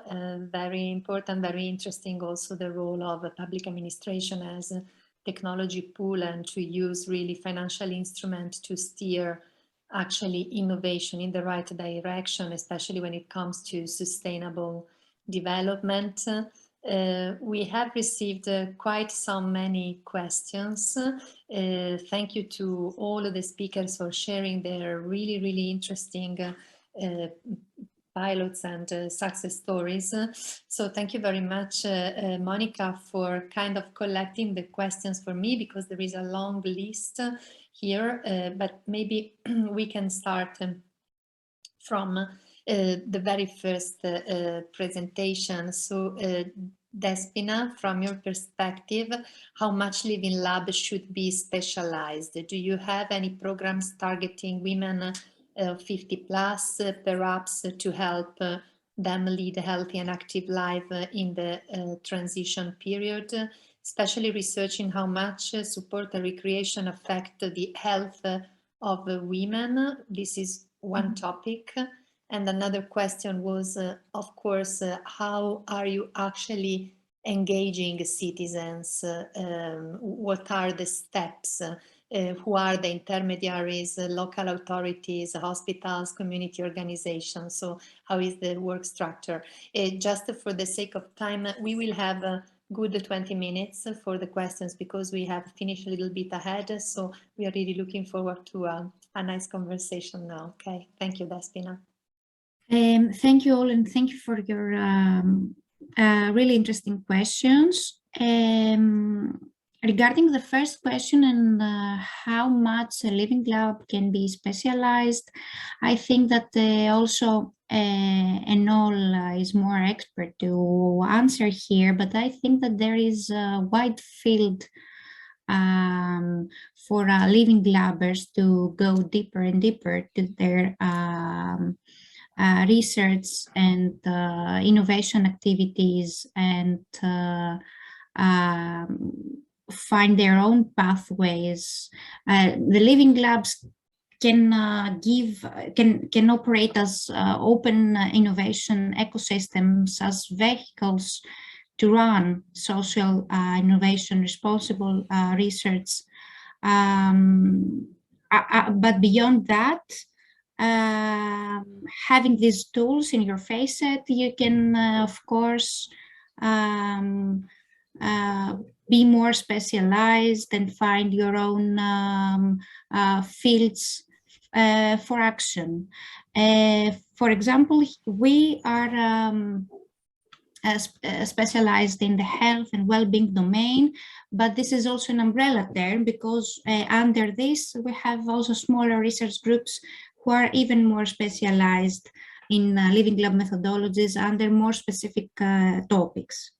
I don't know if I covered this question.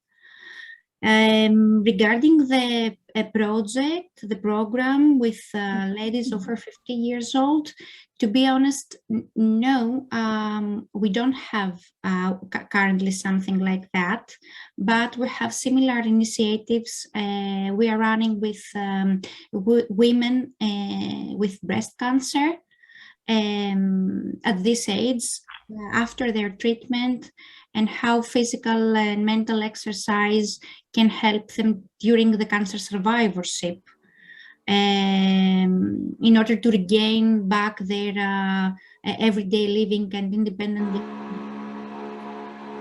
living. But we're open to discuss if you want anytime. Okay, please go ahead. That would be really great to discuss any possibilities to extend collaborations. And last but not least, regarding the engagement, in the beginning, some 10 years ago, we started based on our personal communications and contacts with local actors here, and then they were started to engage citizens, patients. So yes, our main intermediaries were hospitals, doctors, etc. But now we have established a more concrete and more professional strategy, I could say. We have some mechanisms and tools. And as we are getting more mature and more well known here in at the local level, there is much trust for someone to come and collaborate with us, so they know who we are, at least here at the local level. So when they listen to Thessahall or Professor Bamidis, they feel trust and they ask to join. And our citizens, our stakeholders, act as real ambassadors. So they invite friends, relatives, more and more people to join. Mm-hmm. Thank you, Despina. Yes, this is very interesting. Also, this role of really living labs as trust brokers and to build relations, stable relations on the territory. It's I think that Martina, in the virtual learning lab this May, yes. there will be special sessions. We will run a session on internal and external communications, but there will be also a specific course on stakeholders engagement. Yes. Yeah. Thank you for the shout out. Today we have launched our spring edition of the Virtual Learning Lab 2.0 that will last actually 8 weeks, where we are really diving in all different Living Lab methodologies. And so if you're interested, there will be a new edition in autumn, in the fall. So we will notify you for sure. Thank you, Despina. She is going to be one of our trainers together with many experienced colleagues. So thank you.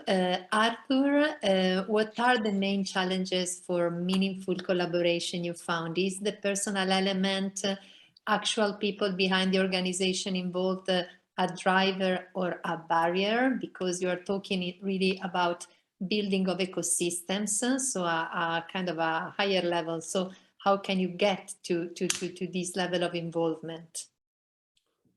I think that the main problem we saw is cultural. People in the, I would say, official innovation system don't see the advantages to open the space to the social innovators, because they are all right with the high tech, with the companies, and see the people as consumers or users, not as co-creators. Okay, this idea of co-creation is quite new from the official innovation system. And then you need to show up, first discover each other, because, for example, in the region of Katsu, they didn't know that it was other people doing this kind of innovation, because they have lenses only for one they see, opening up. At the same time, there is a kind of mistrust between the people in social innovation, people that work daily with the citizens, about the big institution, the big resource center, the big corporation, because they think that they are not their allies. They are people that are working in another dimension, okay? But when you put in the same dimension, you're beginning to see commonalities and possible new projects. First is information, what they do, each other, discovery, and discovery produce the possibility of doing new things beyond what they are doing. And this is what we call the win-win game. You need to develop a win-win game. If not, there is not easy collaboration between both. And this is the kind of cultural architecture of our innovation system. They still don't see the advantages of cultural innovators, social innovators, and you need to prove it. This is the main difficulty. Then you have hierarchical institution, but this is a secondary problem. You see profit, a real win-win project, they are open a window to collaborate. This is the point. Yeah. And do you have an example of a very well? Yes, for example, we have a small city called Mora d'Ebre with a social lab, okay? And they offer the possibility to develop 5G for rural activities. Okay, because normally 5G is developing only in metropolitan areas, but they don't see advantages to develop 5G in rural areas. And this small social lab, through the collaboratory, Katsu, beginning to open an offering to the people in I2CAT, the big corporation. How about if we explore the possibilities of using 5G for the rural areas, opening a broadband spaces for these kind of rural spaces? We have a lot of spaces physical, but we don't have the broadband. They started a project called 5G Rural, that this is a big mass, because at the beginning, these small social labs are now with an engineers from I2CAT helping them how to figure out new applications. This is kind of very particularly project we have developed in this kind of collaboration. Thank you very much, Arthur. So we have a question that it is both for Luca and for Juha, actually, that is dealing with artists and researchers working together. So can you expand how this collaboration worked in terms of different mindset and not the usual partnership? And to Juha, I would also like to really to ask, to dive in really on the on this art of the catalyst. You explained it very well, but how do the artists feel involved in the overall process? So, Luca? Yes, thank you for the question. What happened in that project is still on not maybe on discussion, but on a reflection mode, because the idea, our idea at the beginning to have the cooperation and the co-creation between these two different teams is to create a sort of journey during the 9 months residency we have in the project. And we had 2 different streams. The first was before the pandemic, the second during the pandemic. So we had before a real residency, and then in the second wave, a total virtual mode. So what we try to do, we imagine a journey with steps, different steps, with a facilitator, and with the moments of real moments of co-creation, with the exercises, with the liver tools. So we built a real manual that help the artist and the technologist and the researcher working together. What happened was successful in a certain time, but we see different gaps. For example, in the first wave, there was a different approach from especially the artists that come into the project with their own project and don't understand exactly the meaning of co-creation, and so they use the technologies and the researcher more as a deliverer of technology and helping them to deliver their own project. So it was very difficult to realign this. In the second wave, we push more on delivering a common language between them and really help to understand the technology, because what helps a lot the co-creation is when the artist or the designers that comes from completely another environment understand the technology used. So this really starts the co-creation. But above all, what we understand is the real crucial figure of the facilitator that help this process, and the mindset of the teams that you have to build at the very beginning of the co-creation journey, because is really crucial, the mindset. Then you can help them with the tools, with the exercises, with everything, but you will not reach the real success of the process. Thank you, Luca. So you have we can have a perspective from the other side, right? From the artist. Absolutely, thank you. And yeah, I think inherently the process of art making, it's a research work, but those wordings are not that useful. That much used in art scene. But there is problem, and if there are research involved with the artists, this magic happens, that the art students in higher education, they realize that how close they are the idea of trying to find new knowledge, and inherently artists are always in Western culture, in Western high art, always trying to find new things. But it's also stealing like an artist, like borrowing, like scientists we do. We read other texts and so on. And artists are doing the very same. So the comparison is not that. I mean, it's easy to compare those two activities. But also in our case, in international art collaboration, co-creation case, it's combined, this process is combined with KiCad 2025 project, which is about circular economy. And it's an academic research, but these visual catalysts workshops are combined in order to try to find visual catalysts, kind of recipes how to make the change happen. And there's lots of interest in academia for this kind of approach. We've been running also workshops where scientists and artists have been together. Breaking the narrow myths, it's, I think, the big thing in co-creation, and students, it's a long bad history also based on art history texts, but that has to be broken. In future, co-creation is the key. Thank you.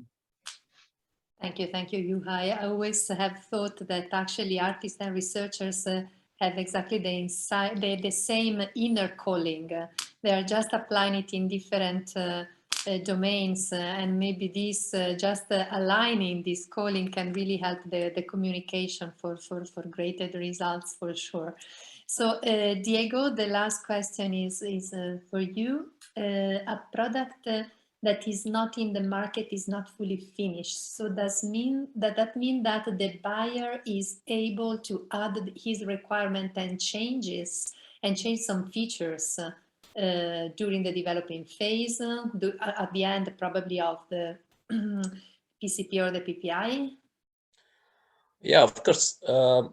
It's completely different the approach between PCP and PPI. So one of them is the public authority is part of the research process. So they collaborate, they invest in the research process.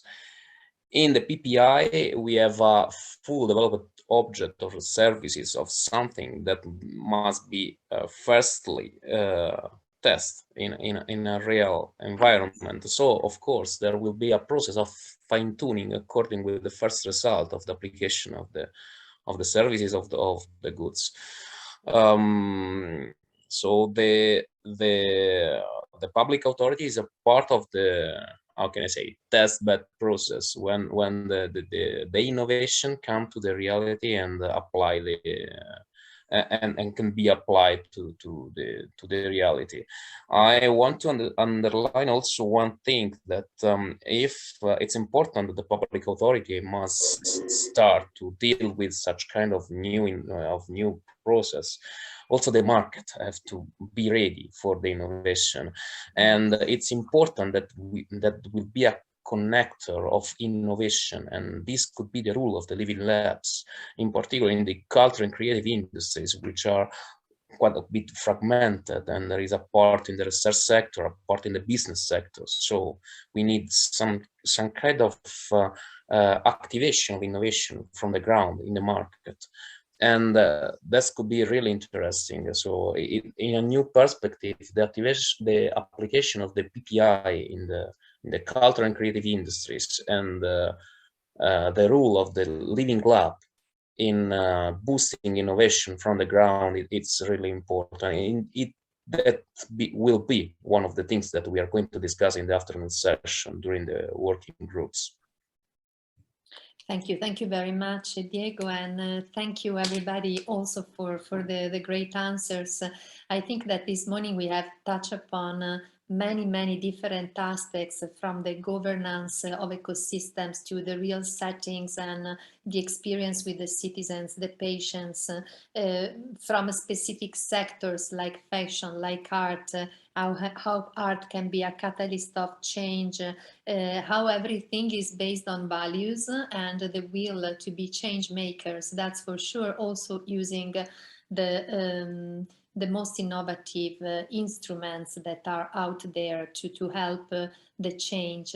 And so I would like really to thank all of you, and also our keynote speakers, Christoph Meyer and Mirna, for the great introduction. And I would like now to give the floor to Marco Ciano for the conclusions of the event. Marco Ciano is the responsible for the Research and Innovation Office at Innova Puglia, the in-house company of the Puglia region, committed as a regional purchasing body for territorial digital transformation and innovation developments. So Marco, I would like to give you the floor to close this Innovation Camp number 3.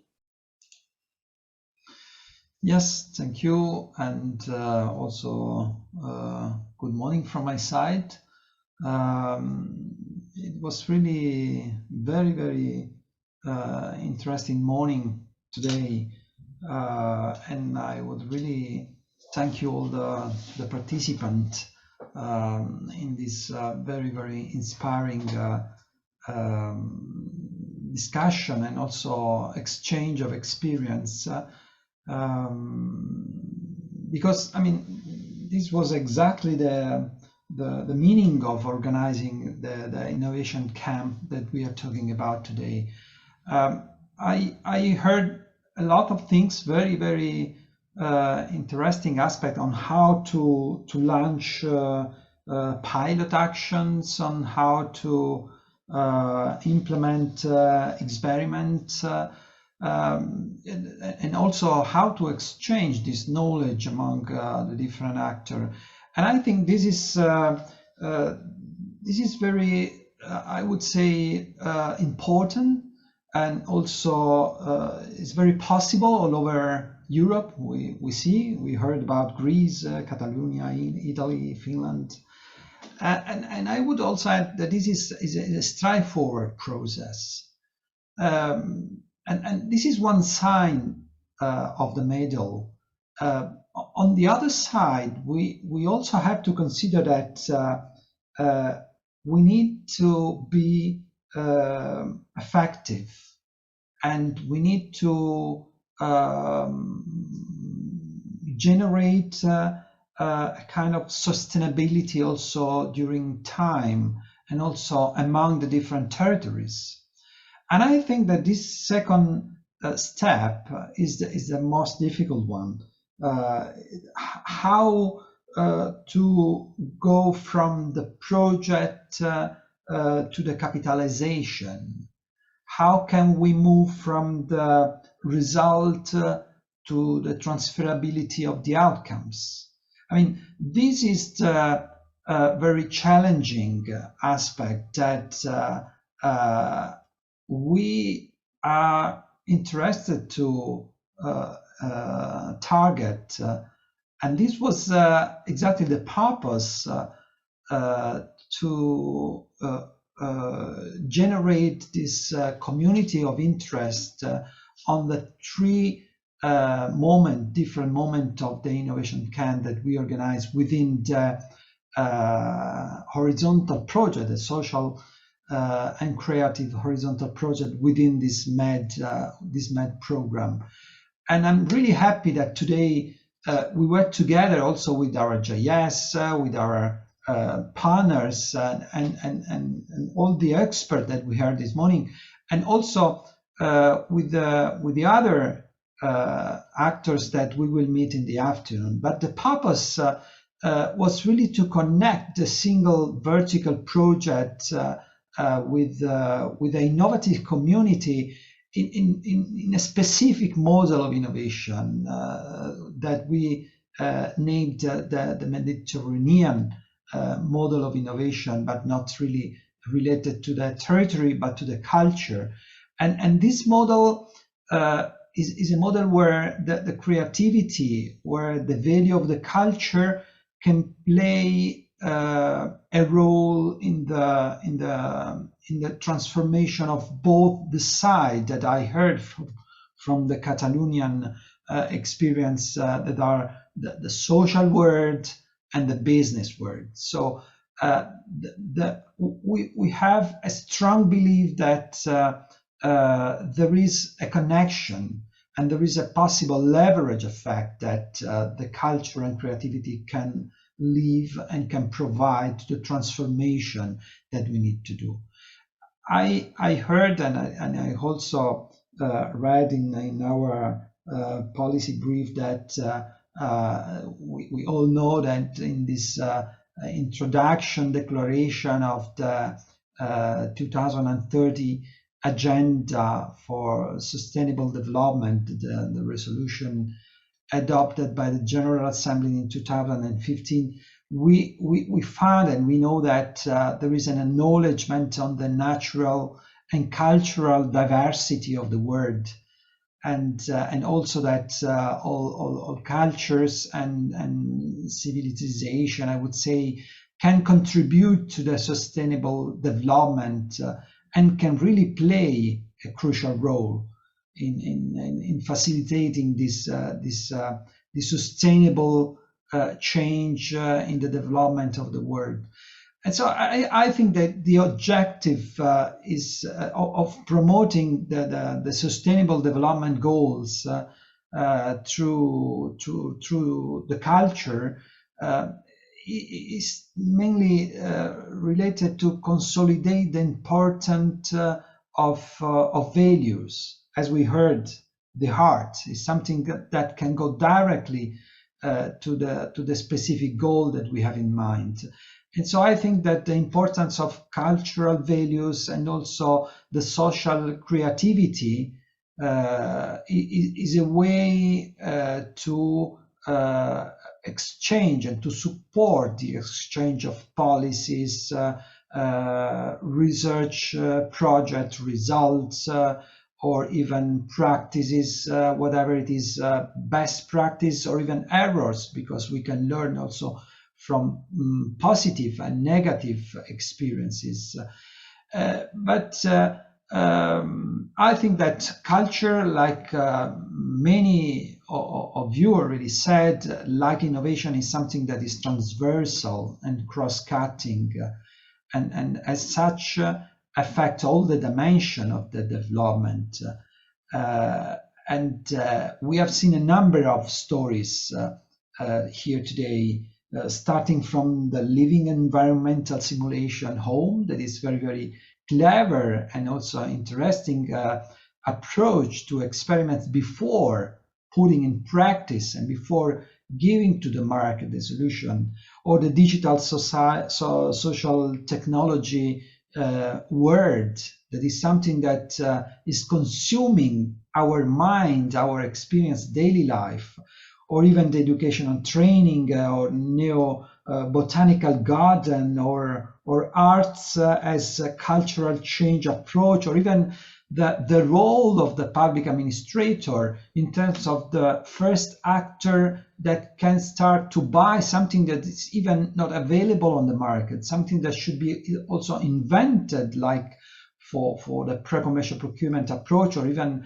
something that can adopt and experiment in my hospital or in my agency as a first innovator in the market. And we know that the policy the policy actor and the public administrator has a huge role also in terms of what we heard from the presentation of the Italian colleague around the amount of expenditure that each year all over Europe is done in terms of percentage of GDP. So we think that we discussed a lot this morning.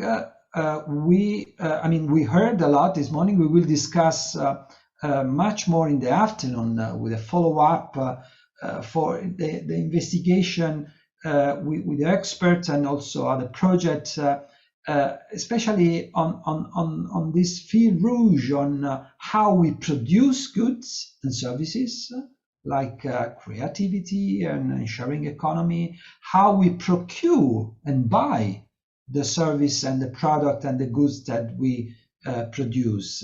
And we will work around the innovative and sustainable procurement. Nowadays, we also know about the gender procurement activities, the green procurement actions, and and also how we use what we produce and what we buy as intangible values for traditional food. We also have a specific project on the food, and this is to say, as as a remarkable words, final words, that I really appreciate what I got as final synthesis, that we should move from what is so-called the policymaker. We heard about, we read a lot of policymakers, actors that are working on a policy side. But I think we should move from policymaker to change maker. And as professor from Finland remarked, the art is something that can start up this change, can help us moving from a sleeping area, from an active area.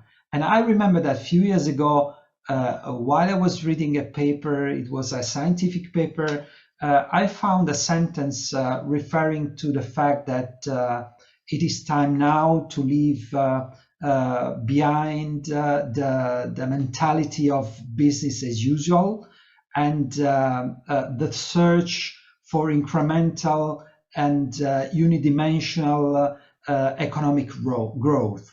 It was a sentence that I believed it was something that was a concept from the researcher, from the author. He was talking about business as usual. He was talking about research for incremental and economic growth. And then I discovered that the approach of stressing the fact that it's a question of culture and change and a sustainable development approach. This was not the author, it was not the researcher that was speaking, but he was quoting and referring to a message from Pope Francis in a dialogue on the current role of economy and finance and on the development and climate change. This is something that it is clearly related to the fact that there is something else and something more than mind and reason that can drive our change in the life. And we all know, of course, that economic and ecology, for example, are derived etymologically from the Greek word that is oikos, that is, of course, is translated as a home, no? And I think that it is such a strong bond that obliges us to be responsible for our common home. And I think not as an outcracked master, but as a smart stewards that can aggregate all the different actors from the bottom, from the society, from the fourth helix in the model of the living lab, that can really drive and hopefully change from the policy maker activity to the change maker actions for the coming years, from the coming days. So this was my comment on this very, very interesting morning, and I hope that you appreciate that the approach of starting from the exchange and sharing an experience and going forward on the follow-up of the afternoon for the innovation camp to be completed, also with the practicalities and also with the practitioners on the projects. Thank you. Thank you very much, Marco Diciano, for your addressing our final conclusions. I don't know if Monica would like to, and for being until late, all still present. Thank you for the great presentation and looking forward to new opportunities to cooperate in the future. Thank you so much. Have a good day. Bye-bye. Bye-bye. Thank you.